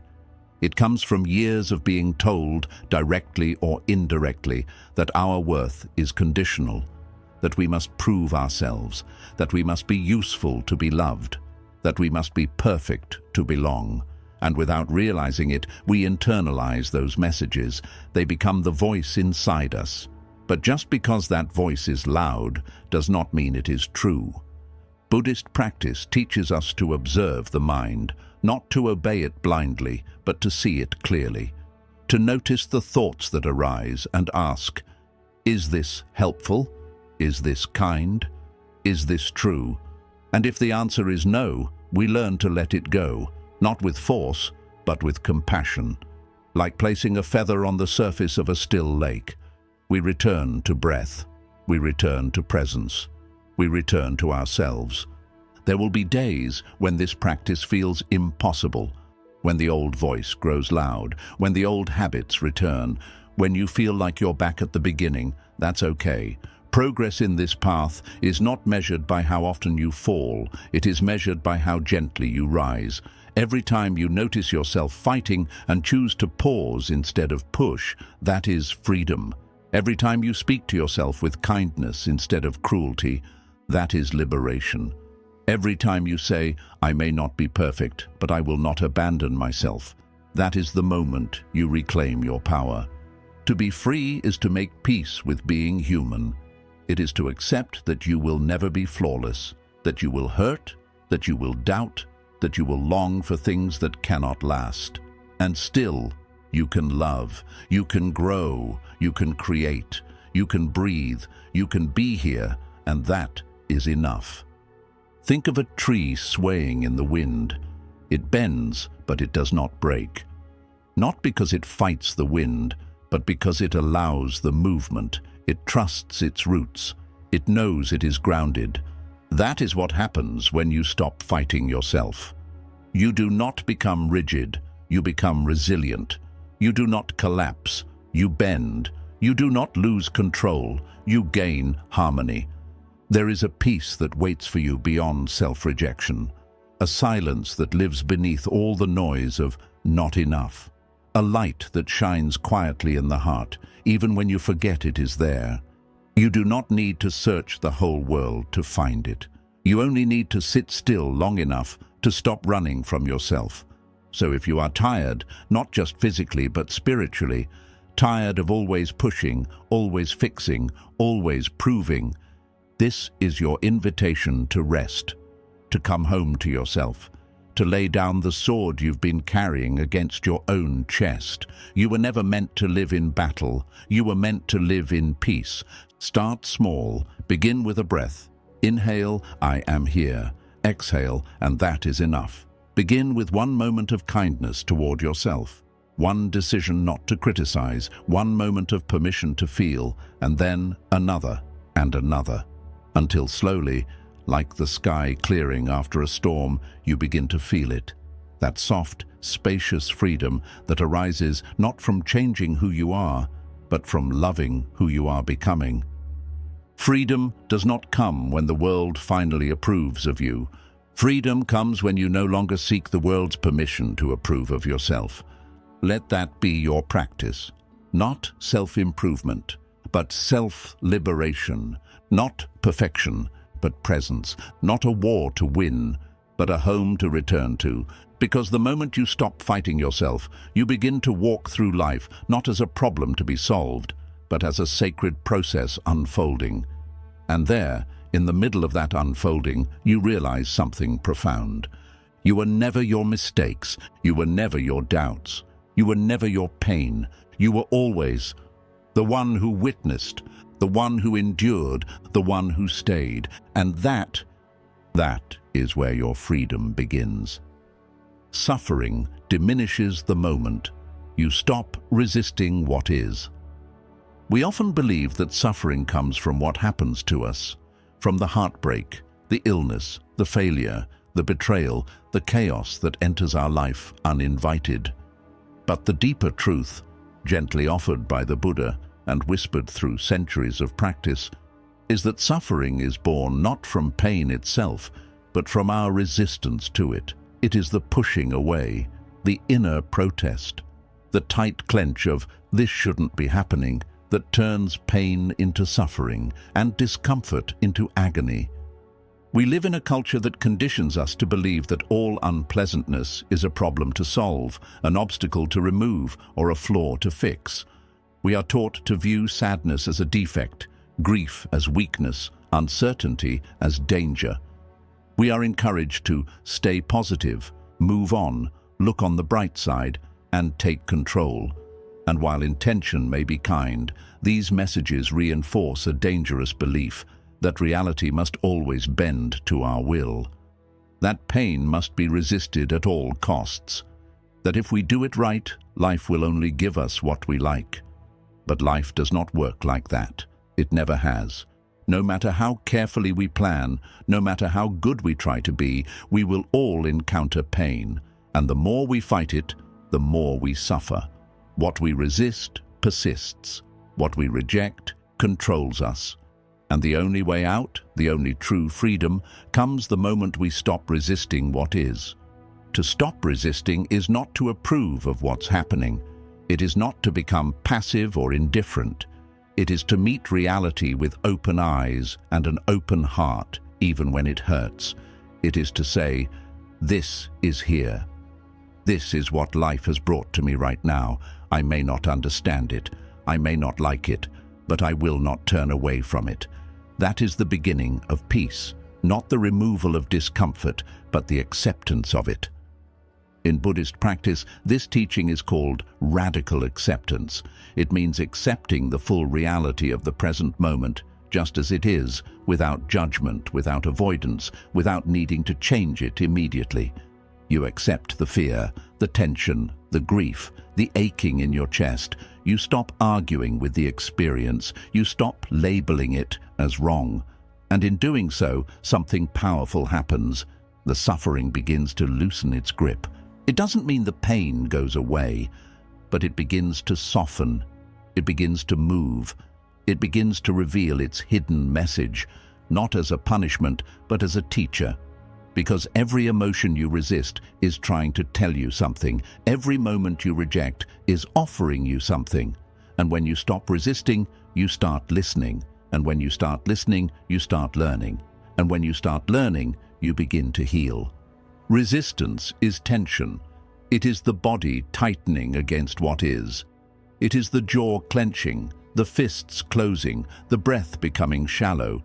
It is the nervous system going into battle mode. But acceptance is release. It is the shoulders dropping, the breath deepening, the hands opening, the body saying, "I am safe to feel this. I am safe to be with this." And in that shift from resistance to presence, you reclaim your power, not by controlling the experience, but by becoming larger than it. Pain is a part of life, but suffering, the mental and emotional turmoil we add to that pain, can be transformed. It can be softened through awareness, through compassion, through surrender. Let's take a simple example. Imagine you are stuck in traffic on a day when you are already tired.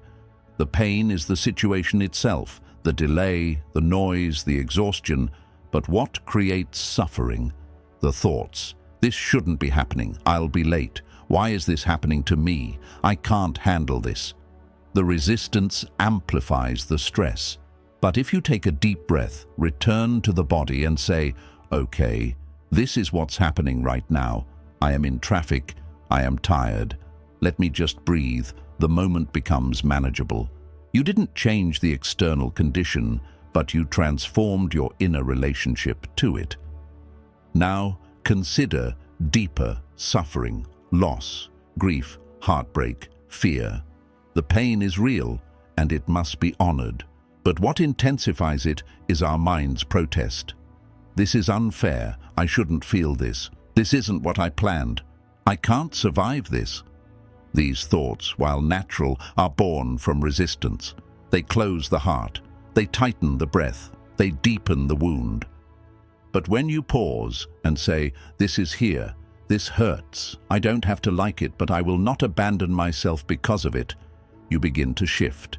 You begin to sit with your pain instead of run from it. And it is in that sitting, in that sacred stillness, that suffering begins to dissolve, not because the pain is gone, but because you are no longer at war with it. The Buddha used the metaphor of the second arrow. The first arrow is the pain life brings, things we cannot avoid. The second arrow is the one we shoot ourselves, the mental resistance, the story, the blame. We may not control the first arrow, but we can choose whether to shoot the second, and every time we choose acceptance over resistance, we drop the second arrow. We stop harming ourselves with judgment, with fear, with the illusion that we must control everything. This doesn't mean you stop feeling. Quite the opposite. Acceptance allows you to feel more deeply, because now you are no longer suppressing or fighting what arises. You are creating space for the emotion to rise, move through, and pass, like a wave that crashes, recedes, and leaves stillness behind. The greatest suffering often comes from the belief that life must always match our expectations. But life does not owe us predictability. It does not owe us perfection. It only offers what it offers, and our freedom lies in how we choose to meet it. We can resist and suffer, or we can soften, surrender, and awaken. Surrender is not giving up. It is giving in to the truth of what is. It is saying, "I trust life more than I trust my fear. I trust the process more than I trust my control. I trust that even this has something to teach me, even if I don't yet understand it." And this trust grows with practice, through meditation, through mindfulness, through quiet moments where you sit with yourself and feel what needs to be felt, through breath, through presence, through the daily choice to turn toward life instead of away from it. You may not be able to stop the storm, but you can learn how to rest in the eye of it. You can learn how to breathe through it. You can learn how to say, "Even this belongs. Even this pain, even this uncertainty, even this moment is part of the path." And as you do, you begin to see suffering not as an enemy, but as a guide, not as something to run from, but as something that can point you back to the parts of yourself that need love, that need holding, that need permission to exist. Let your suffering be a doorway, not a wall. Let it open you. Let it deepen you. Let it humble you into tenderness. Let it remind you that you don't have to be perfect, strong, or in control to be at peace. You only have to be present, honest, awake. So the next time suffering arises, pause, breathe. Instead of saying, "I can't handle this," say, "This is here. I can be with this." Instead of saying, "Why me?" say, "Even this is part of my becoming." Instead of resisting, allow. And watch how even the sharpest pain begins to soften in the presence of awareness. This is the teaching. This is the path. Not to eliminate pain, but to end the unnecessary suffering that comes from resistance. To rest, not in the illusion of control, but in the truth of surrender. To live, not in fear of what might arise, but in trust that you are strong enough to meet it. Suffering begins to diminish the moment you stop fighting what is. And in that stillness, in that breath, in that sacred space of allowing, you find what you were searching for all along. Not escape, but peace. Let life flow without forcing it. Peace comes when you stop gripping so tightly. There is an invisible tension that most people carry without realizing it. It lives in the shoulders, in the jaw, in the thoughts that loop restlessly through the mind. It speaks through words like, "I have to," "I need to." Why hasn't it happened yet? It's the silent grasping of a heart trying to force the future to arrive faster, to make people behave differently, to bend the world to its plans. And yet, in all that gripping, all that striving, all that internal pushing, what is found? Not freedom, not joy, not ease, but exhaustion, frustration, resistance. We grip because we are afraid. We are afraid that if we don't control everything, everything will fall apart. We are afraid that if we don't chase, we will be forgotten. That if we don't plan, we will fail. That if we don't stay one step ahead, we will be swallowed by life's unpredictability. And so we hold. We tighten. We push. We try to outsmart impermanence. But no matter how tightly we grip, life continues to move in its own way, on its own time, with its own wisdom. Buddhism teaches that the more we cling, the more we suffer. The more we grasp, the more we miss what is already here. The more we try to force outcomes, the more we lose the opportunity to live in flow. The practice, then, is not to make life submit to us, but to learn how to trust it, to soften, to release, to walk gently alongside the river of life instead of trying to dam it at every turn. Think of water. It flows naturally. It does not ask for permission. It does not force its way forward. It finds the path of least resistance. When it meets a rock, it does not fight the rock. It moves around it, slowly, gracefully, trusting that forward movement will always return if it remains fluid. That is how peace lives, not in rigidity, but in surrender, not in grasping, but in letting go. But letting go does not mean letting life passively happen.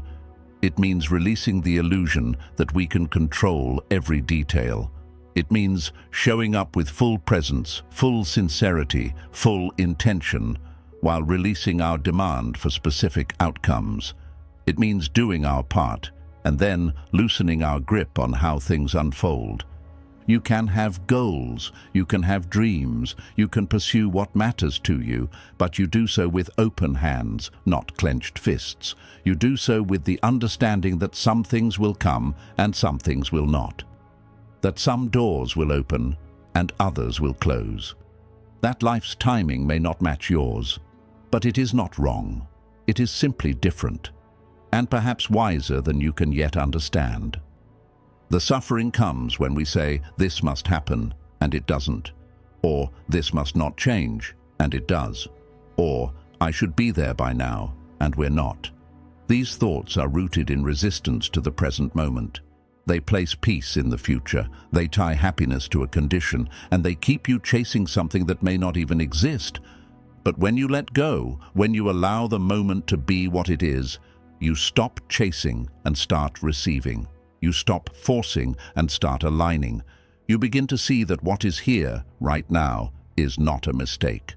That even the delay, even the confusion, even the pause is part of a greater unfolding. Buddhism teaches that everything is impermanent, the good moments, the bad ones, the in-betweens. All things rise and pass. When we try to freeze them, to hold them in place, to make them last forever or arrive faster, we suffer. But when we let them move, when we trust the coming and the going, we find a rhythm that brings ease. Letting go is not a one-time event, it is a daily practice. Every day, the mind will try to control, to grip, to solve life like a puzzle. And every day, you return to the breath, you return to the body, you return to the present. You remind yourself, this moment is enough. I do not need to force it to be different. In meditation, we often watch the breath. Inhale, exhale. Not to control it, but to witness its natural rhythm. We don't force it to be deeper, we don't rush it, we just sit with it. And in that sitting, the body softens, the mind quiets, peace arises. Not because we achieved something, but because we stopped trying to. The same is true in life. The more we align with the natural rhythm of our existence, the more space we create for wisdom to emerge. We begin to see the truth we missed while rushing, that some things take time for a reason, that some doors stay closed because we are not yet ready, that some delays are gifts wearing the disguise of frustration. Let life unfold. Trust that not everything you lose is a loss, that not everything you want is meant for you, that not everything you planned is what your soul actually needs. Let the plans change. Let the map shift. Let the tide pull you somewhere you didn't expect. And instead of asking, "Why is this happening?" begin asking, "What is this trying to teach me?" The more you resist the flow of life, the more tangled you become in it. But when you let go, truly let go, you become like the tree that bends in the wind, not breaks. Like the bird that trusts the air beneath its wings. Like the wave that rises, knowing it will fall, and still dances anyway. You may wonder, if I stop pushing, will I lose my path? But letting go doesn't mean you stop moving.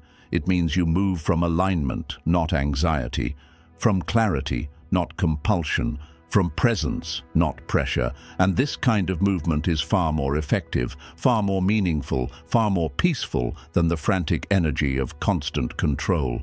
There will be moments when you forget, when fear returns, when you start gripping again. That's okay. The practice is not perfection. The practice is remembering. Each time you notice the grip, you have a choice. You can hold tighter, or you can breathe, soften, release, trust. And the more you practice this release, the more you begin to feel a deep shift. Life begins to feel less like a struggle and more like a conversation. You begin to work with life, not against it. You begin to feel supported, not punished. You begin to realize that peace was never waiting at the end of your effort. It was waiting in the space where effort ends. Peace is not something you earn by doing more. It is something you remember by doing less, by sitting, breathing, listening, trusting, by saying, "I don't need to force this moment to be anything other than what it is." You are allowed to rest. You are allowed to slow down. You are allowed to not know what comes next. You are allowed to take your hands off the steering wheel and let life carry you for a while. You are allowed to trust that you are still becoming, even when you are still. So release the grip, soften the mind, loosen the jaw, let the tension melt from your shoulders, let your breath deepen, let your heart open, let life flow, not as you planned, but as it will. And in that flow, you will discover a peace more profound than anything you could force. Because peace was never found in controlling the current. It was always found in learning how to float. You don't heal by rushing the process. You heal by trusting the unfolding. Healing is not a race. It is not a straight line. It is not a calendar event where wounds vanish by a specific date. It is a deep, mysterious, non-linear unfolding that rarely matches our expectations. In a world that moves faster every day, where speed is praised, productivity is glorified, and progress is measured in quick results, healing asks something very different of us. It asks us to slow down, to listen, to surrender the stopwatch, and to trust that our transformation is taking place, even when nothing seems to be happening on the surface. We want healing to be quick. We want the pain to end. We want to get over it and move on, because discomfort feels unbearable, especially when it lingers without explanation. The modern world doesn't give us many tools for patience. We're taught that if we try harder, we'll get better faster. That if we stay strong, we can outrun our pain. But that is not how the soul works. That is not how deep wounds mend. That is not how the body or spirit finds peace. Healing is not something we control. It is something we allow. In Buddhism, the process of healing is not about escaping pain or covering it up. It is about fully meeting it with awareness, compassion, and stillness. Pain is not a punishment. It is not a flaw. It is not something to hate or silence. It is a messenger. It is a teacher. It arrives to reveal something, to break something open inside us, to guide us inward where the roots of our suffering live, and we cannot rush what takes time to reveal. Sometimes healing looks like progress, sometimes it looks like relapse. Some days you feel light, some days the heaviness returns without warning. Some days you can breathe again, other days you feel like you're drowning. This is not failure, this is not weakness. This is the rhythm of real healing. 2 steps forward, 1 step back. A pause, a fall, a stillness, a small step again. Imagine a wound on your skin. You don't stare at it all day, demanding it to close. You clean it gently, you protect it, you allow time, and little by little, without your constant supervision, it begins to close. The same is true for emotional and spiritual wounds. They need tending, not rushing. They need space, not pressure. And most of all, they need your presence, not your punishment. Often, the deepest pain we carry is not from what happened to us, but from what we tell ourselves about it. I should be over this by now. Why am I still hurting? Something must be wrong with me. These thoughts do not help us heal, they slow us down. They add shame to pain, they add judgment to sorrow, and in doing so, they create another layer of suffering. Healing begins when we soften those voices, when we stop measuring our progress with the mind and start honoring the signals of the heart. The heart does not heal on demand. It does not respond to pressure. It opens in silence, in slowness, in trust. It opens when it feels safe, when it feels seen, and we create that safety by being kind to ourselves, especially when we are broken. There is a beautiful teaching in Buddhism called Kshanti, which means patience, endurance, and forbearance. It is the quiet strength to stay with discomfort without reacting. It is the grace to remain present when we want to run. It is the courage to let the storm pass without trying to control its course. Healing grows in that space, not by escaping the storm, but by learning how to breathe inside it. The modern idea of moving on suggests that we must forget, must erase, must replace. But Buddhism teaches non-attachment, not forgetfulness.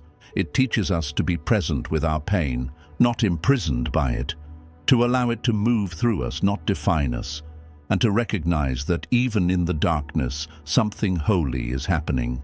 Something is dying, but something is also being born. What if healing is not about fixing, but about integrating? What if your sadness doesn't need to disappear, but just needs to be held?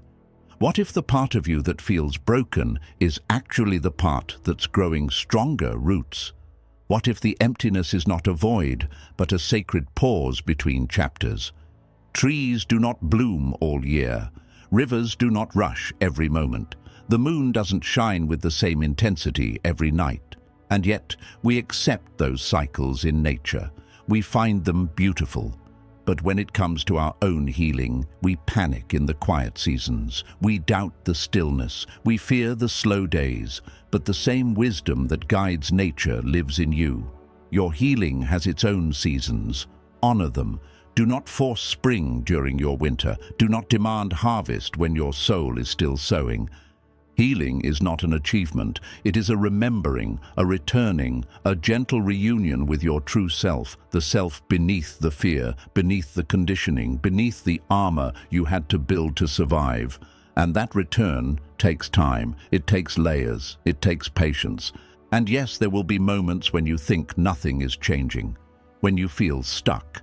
But often, the deepest healing happens beneath the surface, quietly, invisibly, slowly. Like roots growing in the dark, like cells regenerating while you sleep, like water shaping stone over years. Just because you can't see it doesn't mean it's not happening. Buddhist teacher Thich Nhat Hanh reminds us that no mud, no lotus. The lotus, one of the most revered symbols in Buddhism, grows in muddy water. Its beauty is not in spite of the mud, but because of it. In the same way, your healing will rise not by avoiding your pain, but by sitting with it, understanding it, learning to hold it with care instead of fear. And as you begin to hold your pain with more gentleness, something shifts. You start to see it not as your enemy, but as your teacher. You begin to learn what it has come to show you. Maybe it teaches you to slow down, to speak your truth, to create boundaries, to let go of what no longer serves you, to soften where you've been hardened, to finally come home to yourself. True healing changes not just how you feel, but how you live. It teaches you new ways to love, to rest, to trust, to live more aligned with your truth. But these changes don't come all at once. They come gradually, like sunrise, like thaw, like a heart that slowly learns to believe again. So how do you trust the unfolding? You let go of timelines. You stop comparing your path to others. You stop asking, when will I be better? And start asking, what do I need right now? You listen to your body. You honor your emotions. You speak to yourself like someone you love. You stop trying to escape your story, and instead you begin to embrace it. Because healing is not about becoming someone new. It is about unbecoming what you are not. It is about shedding the lies, the pressure, the shame, the masks. It is about returning to the part of you that was never broken, only buried. And that return takes time. So breathe, soften, stay present, let the process unfold. Trust that your body knows how to heal, your soul knows how to mend, your heart knows how to return home. All it asks is that you stop rushing, stop forcing, stop demanding, and start listening.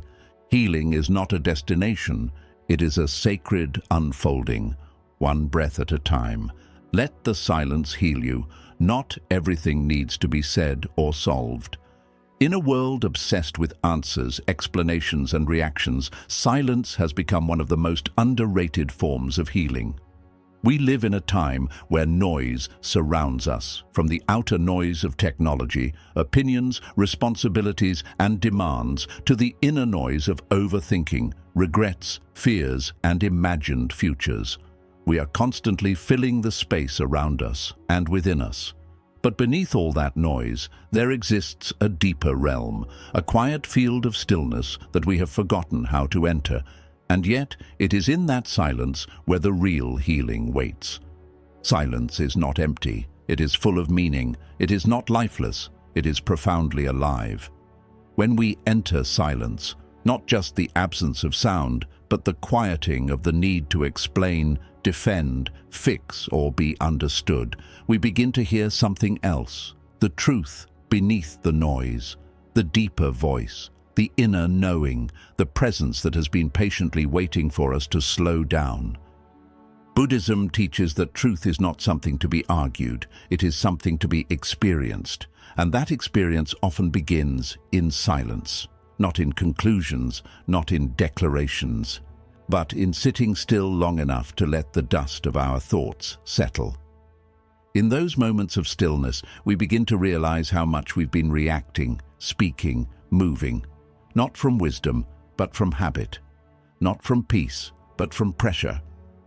There is a kind of silence that feels uncomfortable at first. It reveals things we've been avoiding.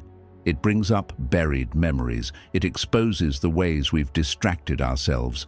But if you can stay with that discomfort, if you can resist the urge to fill the space with more noise, you will eventually arrive at a silence that doesn't feel empty at all. It feels like coming home. Not everything needs to be spoken. Not every wound needs to be explained to the world. Not every situation needs a reaction. There is great power in learning when to remain silent, not out of fear, but out of wisdom. Because sometimes speaking too soon can scatter the energy. Explaining too much can dilute the truth. Reacting immediately can cloud our clarity. But silence, true, intentional, grounded silence, can clear the fog. Imagine a still lake. When the surface is calm, you can see all the way to the bottom. But when it's disturbed, when pebbles are thrown, when the wind is strong, the water becomes murky and nothing is clear. The same is true with the mind. When we are constantly talking, responding, analyzing, or filling every gap with activity, Our inner lake is never still enough to reflect the truth back to us.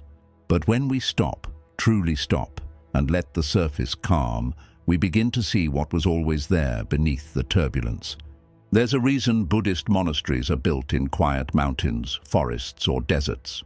It's not just for aesthetic beauty, it's to protect the space of silence. It's to give the mind a chance to return to stillness.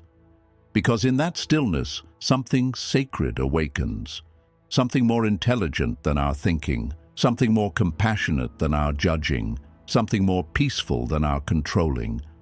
Silence is not the absence of communication. It's the space in which true understanding grows. Often, when people are hurting, they don't need your words. They need your presence. They don't need your advice. They need your stillness. They need to feel that you are there, not as a fixer or a commentator, but as a calm witness to their pain. And you can offer that only when you've cultivated that silence within yourself. The same is true for your own healing. You don't need to talk your pain away. You don't need to analyze every part of your story to feel better. Sometimes you just need to sit with yourself, without commentary, without interpretation. Just sit, just breathe, just feel, and let the silence do its quiet work. There is a Tibetan Buddhist practice where monks sit in absolute stillness for hours, not as a discipline of control, but as an invitation to peace. They do not chant, they do not move, they do not try to reach enlightenment through effort. They allow it to arise through stillness, because they understand something the modern world has forgotten, that the soul doesn't scream for healing, it whispers for space. Think about how much we try to solve everything with words. When there's conflict, we argue. When there's confusion, we explain. When there's pain, we vent. And while there is value in expression, there's also a sacred power in restraint, in knowing when not to speak, in honoring silence as a form of wisdom. Some truths are too deep for words. Some emotions are too sacred to be reduced into sentences, and some lessons are only learned in the quiet. When you practice silence, you begin to notice things you never saw before, the subtleties in your breath, the patterns in your thoughts, the root of your restlessness, the places your mind goes when it's no longer entertained. And in that noticing, you begin to reclaim something precious, your attention, your inner balance, your awareness. Silence is not withdrawal, it is connection. It connects you to the present moment, to your body, to the space around you, to the divine within you. In silence, you begin to feel again. You begin to see the beauty in small things, the way the light hits the wall, the way the wind touches your skin, the sound of your own breath. You begin to realize that life is not something happening out there, it's something unfolding right here. And here's the great secret. When you stop trying to solve everything with your mind, the heart begins to open. When you stop filling every silence with commentary, clarity begins to arise on its own. When you stop explaining your pain to everyone, you begin to understand it yourself. This is the gift of silence. It doesn't give you answers in words. It gives you space to hear the truth that was always whispering beneath the noise.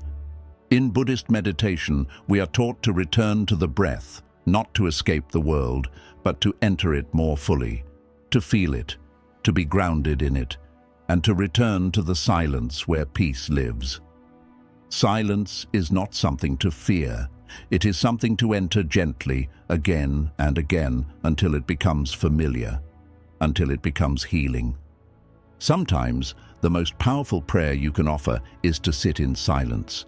Sometimes, the most profound insight comes not from asking more questions, but from listening more deeply. Sometimes the healing doesn't come from telling your story louder, but from letting it dissolve into the silence where it no longer defines you. When the world feels too loud, return to silence. When your thoughts spiral, return to silence. When you don't know what to say, return to silence. When you're trying to force an answer, return to silence. And trust that silence is not the absence of life, but the doorway to deeper living. You do not need to speak everything you feel. You do not need to solve everything you face. You do not need to be loud to be strong. Sometimes your greatest healing begins when you learn to simply sit and listen. Because silence is not empty. It's where you finally hear what truly matters. And it's in that stillness that your soul remembers how to be whole. Peace begins the moment you stop resisting what is. There is a quiet war we often don't even know we're fighting, a war against reality, a subtle resistance we carry into each moment, the need for things to be different, better, easier, more aligned with our preferences. We resist the weather, the traffic, the people around us, our past, our emotions, and even our own bodies. And this constant pushing against life, this inner struggle to change or escape what is, becomes the very source of our suffering. The Buddha once said, "Pain is inevitable, suffering is optional." At first, these words may seem confusing. How can suffering be optional when it feels so deeply woven into the human experience? But the wisdom lies not in denying pain, but in understanding its root. Pain arises in life, yes, loss, illness, rejection, uncertainty. These are part of being human. But suffering, the deep and lingering torment we carry, often comes not from the pain itself, but from our refusal to accept it. Resisting what is doesn't make it go away. In fact, it gives it more power. Like trying to hold back a wave with your hands, resistance only exhausts you. It builds tension in the mind and tightness in the body. The more we say, "This shouldn't be happening," the more we suffer. And the moment we drop that thought, even briefly, something softens, something opens. That is where peace begins. Not when the pain ends, not when the situation changes, but when we release the grip, the mental demand that the moment must be different from what it is. Think of a river. It flows without resistance. It moves around rocks, over fallen trees, through tight canyons. It doesn't argue with the terrain. It doesn't pause to complain about the obstacles. It simply moves, always adapting, always continuing, always trusting the path. What if we, too, could learn to flow like that? What if, instead of resisting every difficulty, we softened into it? What if we met each moment not with judgment, but with presence? In Buddhist practice, this is known as radical acceptance. It doesn't mean passive resignation. It doesn't mean giving up or being weak. It means seeing things clearly as they are, without adding the extra weight of should and shouldn't. When we accept the truth of the moment, even if it's painful, we reclaim our energy. We stop fighting an invisible battle. We come back to ourselves. Most of our stress is not about what's happening. It's about our thoughts about what's happening. It's the inner narrative. This shouldn't have happened to me. They should have treated me better. I can't handle this. This isn't fair. I need it to change now. These thoughts loop endlessly, pulling us away from the present into a spiral of resistance and suffering. But when we pause, breathe and say, "This is what's here," we begin to free ourselves. It's not easy, especially when the pain is deep, especially when the heart is broken or the future is uncertain.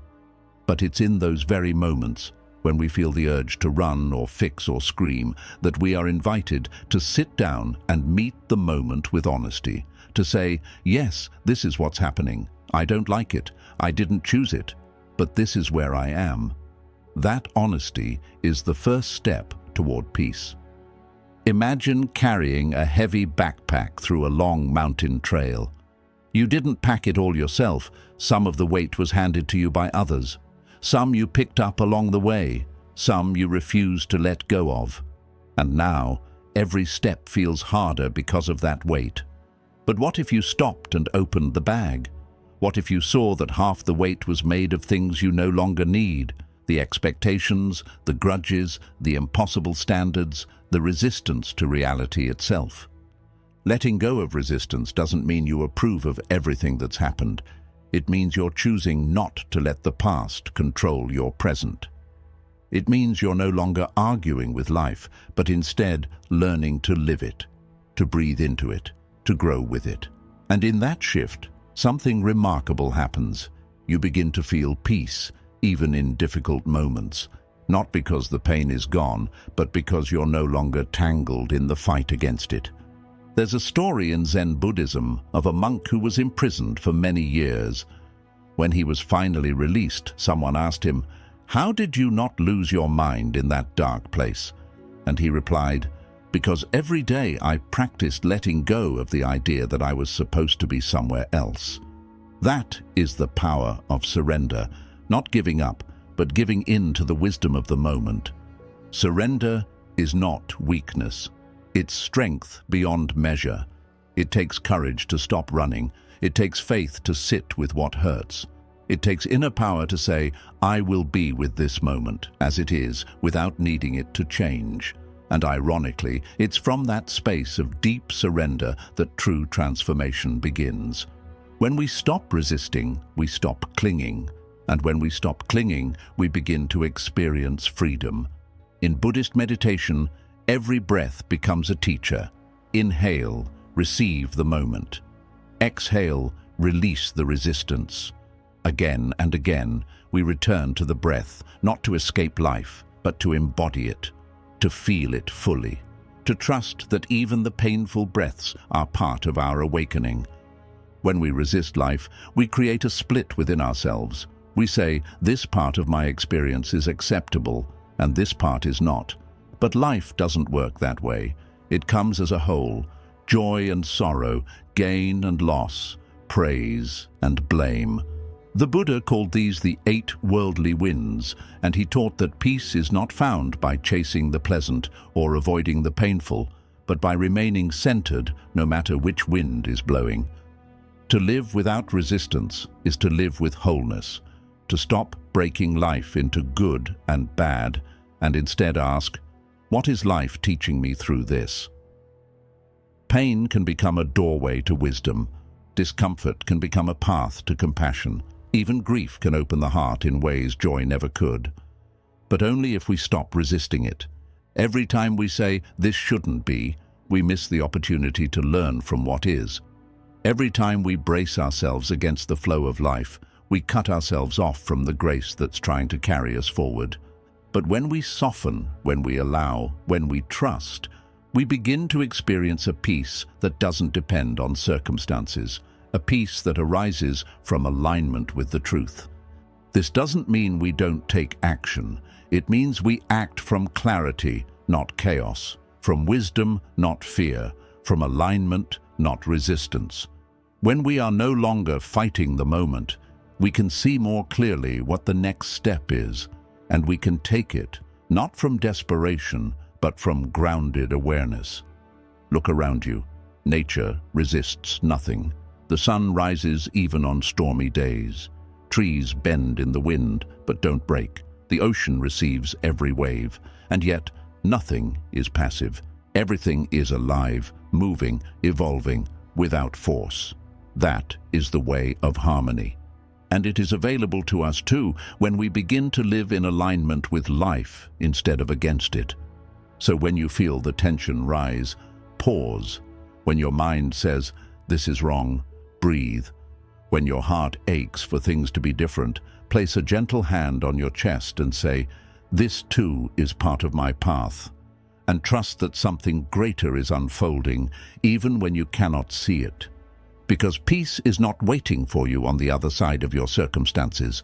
It's waiting for you right here. The moment you stop resisting what is. You can't control everything, but you can control how deeply you let it touch you. There's a quiet desperation in trying to control everything. It hides behind our planning, our worrying, our endless analyzing. It disguises itself as preparation, caution, or care. But underneath it all is fear. A fear of uncertainty, a fear of being hurt, a fear of things falling apart. We cling to schedules, outcomes, people, even our own thoughts, hoping that if we just manage things carefully enough, Nothing will slip through our fingers. But life, in its quiet wisdom, does not operate on our terms. It flows according to its own rhythm, and the more we try to grip it tightly, the more exhausted we become. Buddhism teaches that suffering arises not from what happens, but from our attachment to how we think it should happen. When we believe that we must control every detail, when we think peace comes only from perfection, we set ourselves up for disappointment. The truth is, we don't have control over much. We don't control the weather. We don't control the thoughts of others. We don't control the past. We don't control how long someone stays. We don't control the moment of our birth or the hour of our death. But we do control something far more powerful, how deeply we let these experiences shape our inner world. You can't control the wave, but you can learn to surf. That is the heart of this lesson. Life will rise and fall. It will bring moments of beauty and moments of heartbreak. But you are not helpless. You are not at the mercy of every tide. You can develop a depth within yourself that allows the storm to pass without drowning in it. You can cultivate a space between stimulus and response, where wisdom, not habit, becomes your guide. There will always be things that hurt. People may leave without warning. Illness may arrive when you least expect it. The world may shift beneath your feet. But the pain does not have to penetrate your soul. It does not have to break you open. You can meet it with presence. You can bow to it with dignity. You can acknowledge its arrival without letting it define your identity. Imagine your mind as a vast lake. When the wind blows, the surface ripples. But deep below, in the still waters, nothing is disturbed. That stillness is your center. That's the place you return to when life feels overwhelming. The surface of your life may change, the circumstances, the relationships, the successes and failures, but your depth remains untouched. And that is what you must protect. Not the external conditions, but the sanctuary within. We spend so much of our time trying to control people. We try to change their opinions, guide their choices, fix their flaws. But each person is on their own path. Each soul carries its own lessons. When we try to shape others into who we want them to be, we are not loving them, we are controlling them. And in doing so, we lose ourselves. The greatest gift you can offer others is your presence, not your manipulation. Your acceptance, not your control. And what about emotions? They too rise and fall like waves. Anger, sadness, joy, anxiety. These are not problems to fix, but energies to witness. The moment you try to suppress or control them, they grow stronger. But when you allow them to pass through you, like wind through an open window, they soften, they complete their journey, and you remain still, grounded, free. Control is not the same as power. True power is not about making life bend to your will. It's about meeting life as it is, with open eyes and an open heart. It's about choosing your response with awareness. When someone insults you, you can choose whether to carry their words or let them fall like dust. When a plan falls apart, you can choose whether to fight reality or adapt with grace. When fear arises, you can choose whether to feed it with stories or hold it in stillness until it dissolves. In Buddhist practice, we learn to create space. Space between thought and reaction. Space between emotion and action. Space between craving and grasping. And in that space, we find freedom. It is not the freedom to control everything. It is the freedom to not be controlled by everything. You can train your mind to stay calm in chaos. You can train your heart to remain open in pain. You can train your breath to guide you back when your thoughts run wild. This is the path of mindfulness. It's not about escaping life. It's about entering it fully, with wisdom as your compass and compassion as your shield. Not everything requires your energy. Not every comment deserves a response. Not every setback means the end. When you stop reacting to everything, you begin to feel lighter. You begin to see how much of your suffering came not from events, but from the stories you told yourself about those events. I'm not good enough. This always happens to me. They're trying to hurt me.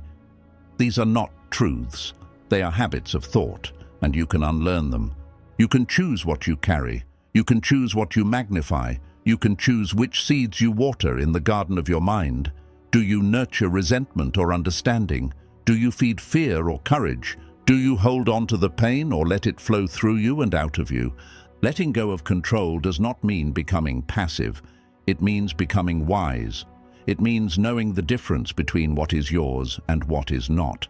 Your thoughts are yours. Your reactions are yours. Your effort is yours. But the results, the approval, the permanence, those belong to the universe.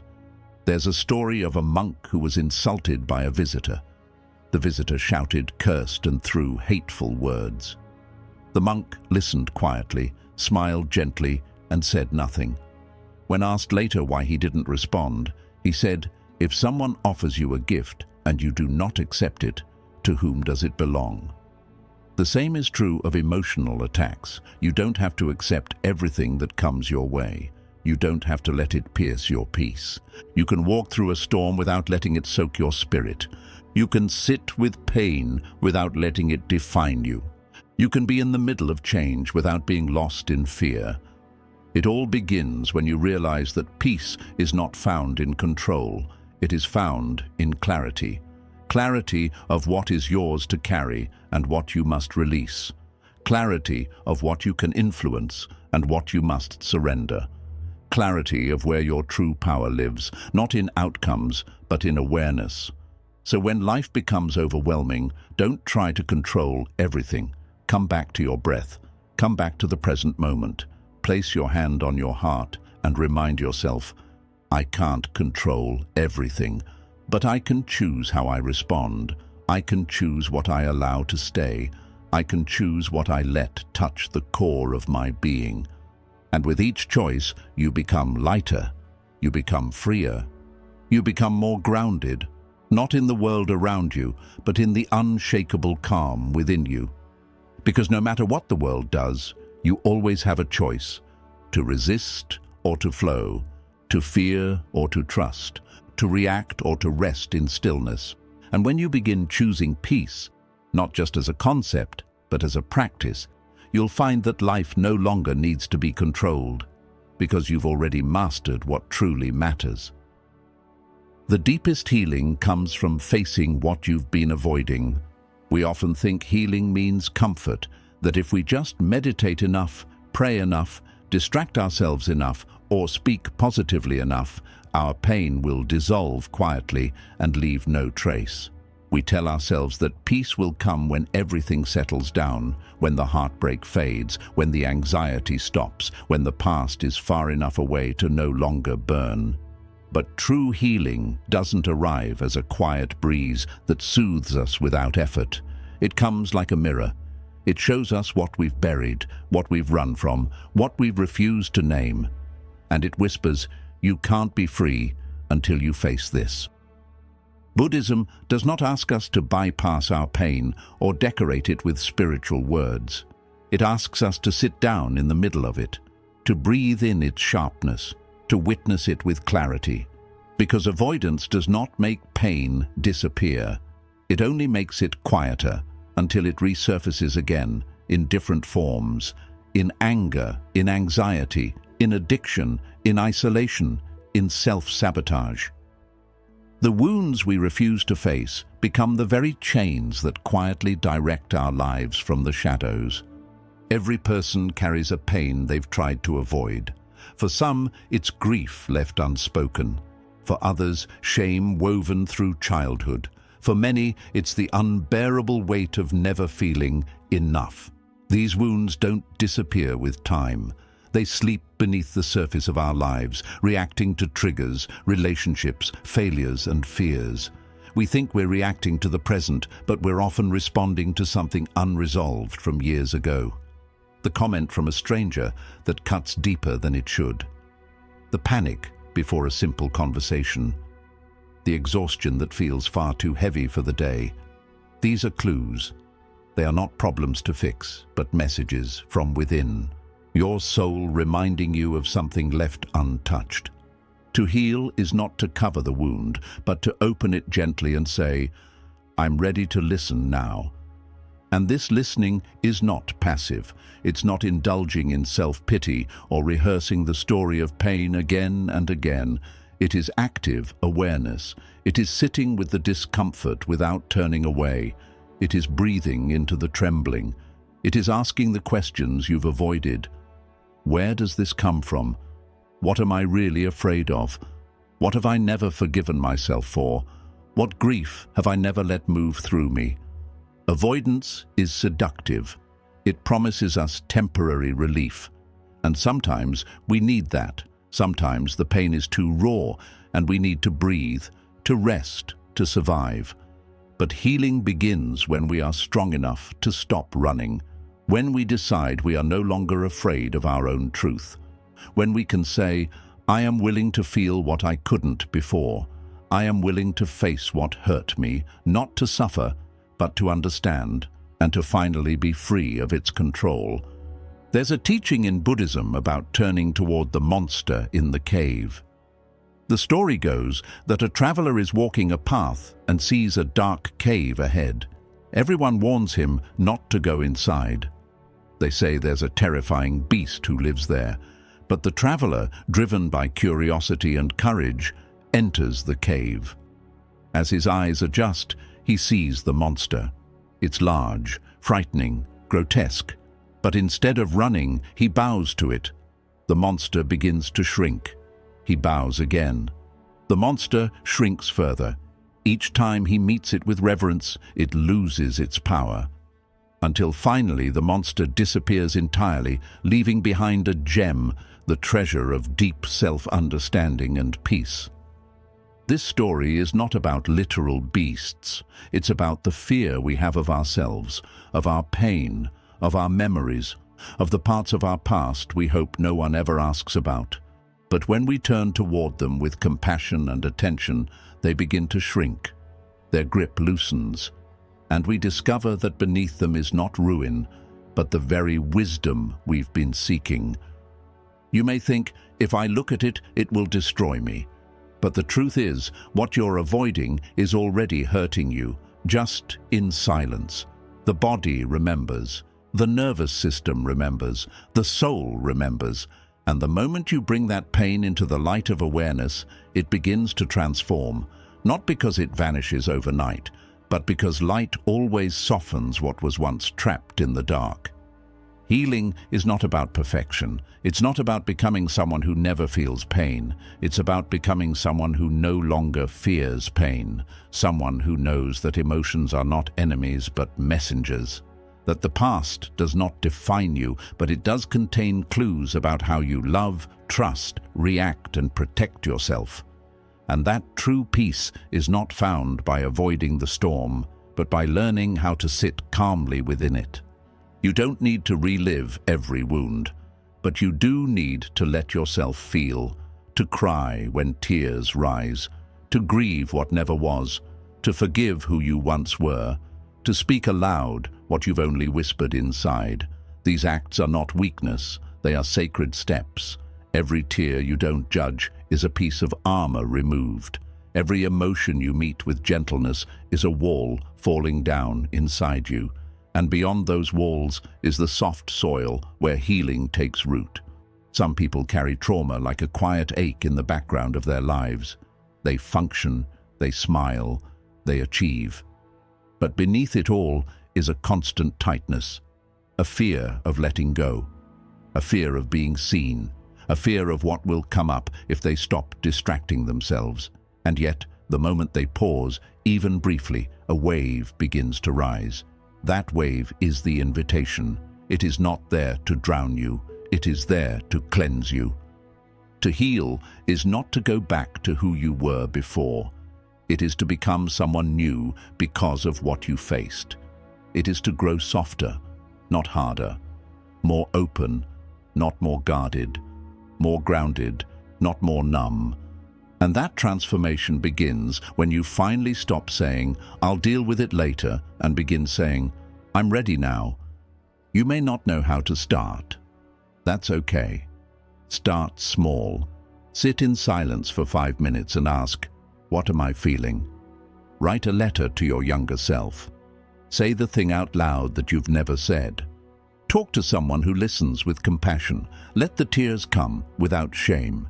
These are not small acts. They are revolutions inside the soul. The truth is, the thing you're avoiding is probably the thing that will set you free. The memory you've never spoken of. The forgiveness you've withheld from yourself. The grief you've stuffed down for years. These are not weaknesses, they are doorways. And on the other side is not more pain, but peace. The kind of peace that comes not from controlling your life, but from understanding it, from owning your story, from honoring the path that shaped you, even the darkest parts. You are not broken because you carry pain. You are not weak because you feel deeply. You are not behind because you still have wounds. You are human, and healing is not linear. Some days you will feel powerful, other days you will feel fragile. Both are sacred, both are part of the journey. Buddhism teaches that the lotus flower blooms only in the mud. That beauty does not arise from perfection, but from depth, from struggle, from darkness. And that each time you sit with your pain, instead of avoiding it, another petal unfolds within you, another layer of compassion, another moment of peace, another breath of freedom. So if there is something you've been avoiding, some truth, some emotion, some piece of your past, this is your invitation. Not to suffer through it, but to meet it with love, to hold it with the hands of understanding, to listen to it with the ears of silence, and to remember that you are not alone in this. Every human walks this path, every soul carries pain, but not every soul chooses to face it. That is your strength, that is your courage, that is your awakening. The deepest healing does not come from escaping the pain. It comes from finally being brave enough to sit beside it. And when you do, you'll find that the thing you feared the most was never there to break you. It was there to bring you home to yourself. Stillness is the greatest revolution in a world that never stops. In the world we live in, stillness is seen as a pause, a delay, a weakness. To sit and do nothing is called unproductive. To rest is often labeled as lazy. To be quiet is confused with passivity. And so we live in constant motion. We scroll, we run, we achieve, we update, we compare. And when we feel the tremble of unease inside, we distract ourselves with more movement, more noise, more doing. But no matter how fast we go, we cannot escape ourselves. Our busyness becomes a mask, not a medicine. Stillness is not just a break from the world, it is the world returning to its original rhythm. Beneath every racing thought, beneath every pressured breath, beneath every overwhelming emotion is a space, silent, vast, and untouched.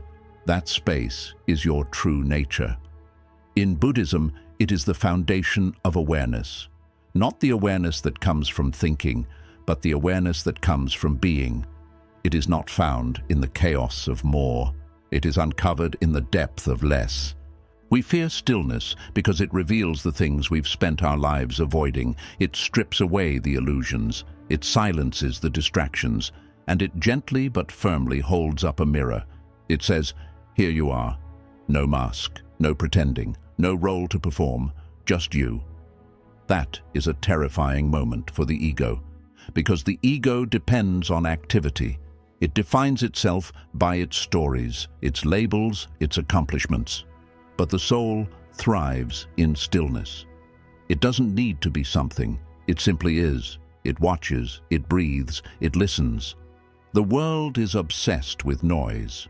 We are taught to speak more than we listen, to react faster than we reflect, to post before we pause.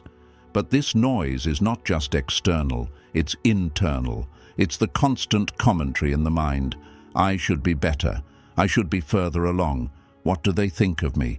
What if I fail? What if I'm not enough? This inner noise drains us. It separates us from our center, and stillness, true stillness, is the only thing that can pierce it.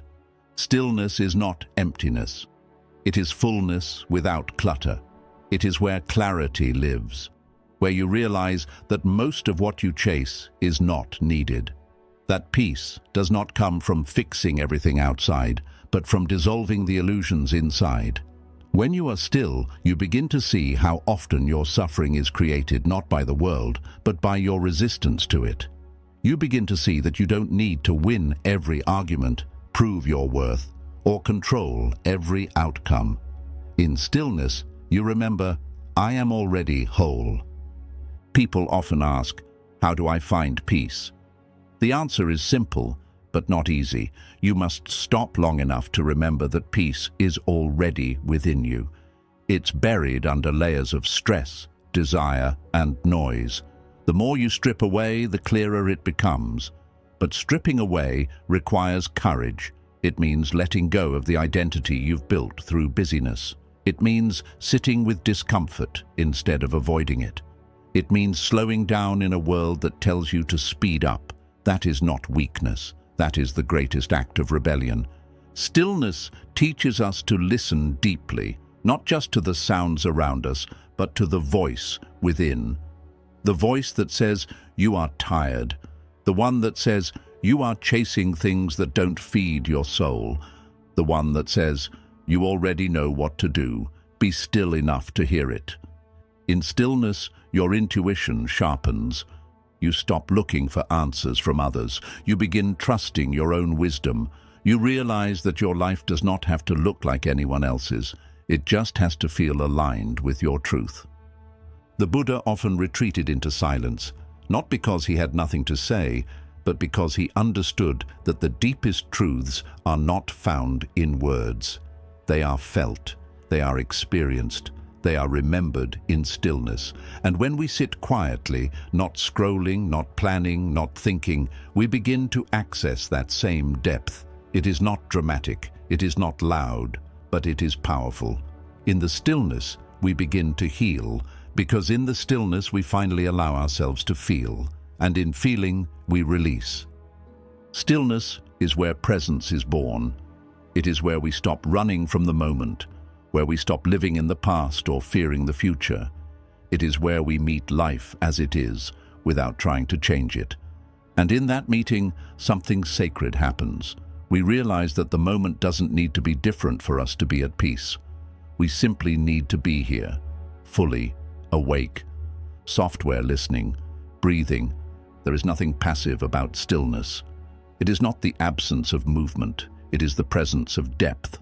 It is what allows the lake to reflect the moon, what allows the heart to soften, what allows the body to rest. Without stillness, we cannot truly see, we cannot truly know, we cannot truly love, because to love deeply, we must be present. And to be present, we must first be still. Look around you. The trees are still, the mountains are still, the stars move slowly, without rush. Nature is not in a hurry, and yet everything is accomplished. This is the rhythm we've forgotten. This is the rhythm stillness brings us back to. A rhythm of trust, of flow, of deep alignment. It is not lazy, it is not indifferent, it is wise, it is gentle, it is powerful. You may be wondering, how do I begin? Begin with your breath. Sit for 5 minutes, close your eyes, feel your body, listen to the sounds, notice the thoughts, but don't follow them. Just watch, breathe, return, again and again. You don't have to fight the thoughts, just come back to stillness. Let it hold you, let it teach you, let it soften you. As you practice, something begins to shift. You start to see clearly, you start to feel more grounded. You stop reacting to every emotion, every thought, every external event. You begin responding with wisdom instead of habit. You begin choosing your energy. You begin protecting your peace. And you start to notice the beauty in simple things, in silence, in space, in breath, in presence. Stillness is not a destination. It is a homecoming. Each time you return to it, you return to yourself. You remember that you don't need to do more to be worthy. You don't need to have all the answers. You just need to be here, fully alive in this breath. And from that place, the right actions arise naturally, not from fear, but from love, not from pressure, but from truth. In a world that never stops, stillness is a radical act. It is how we reclaim our humanity, how we find our center, how we awaken to the miracle of being. And the more we practice, the more we carry that stillness into everything we do, into our relationships, our work, our healing. We become calm in the middle of chaos, clear in the middle of confusion, soft in the middle of noise. And that is what the world needs. Not more speed, not more noise, but more still souls who remember the sacred power of being. So pause. Be still. Listen. You are not behind. You are not broken. You are not too late. You are right where you need to be. And if you can trust this moment, this breath, this silence, you will find that everything you've been chasing has been quietly waiting for you in the stillness all along. You don't need to control everything.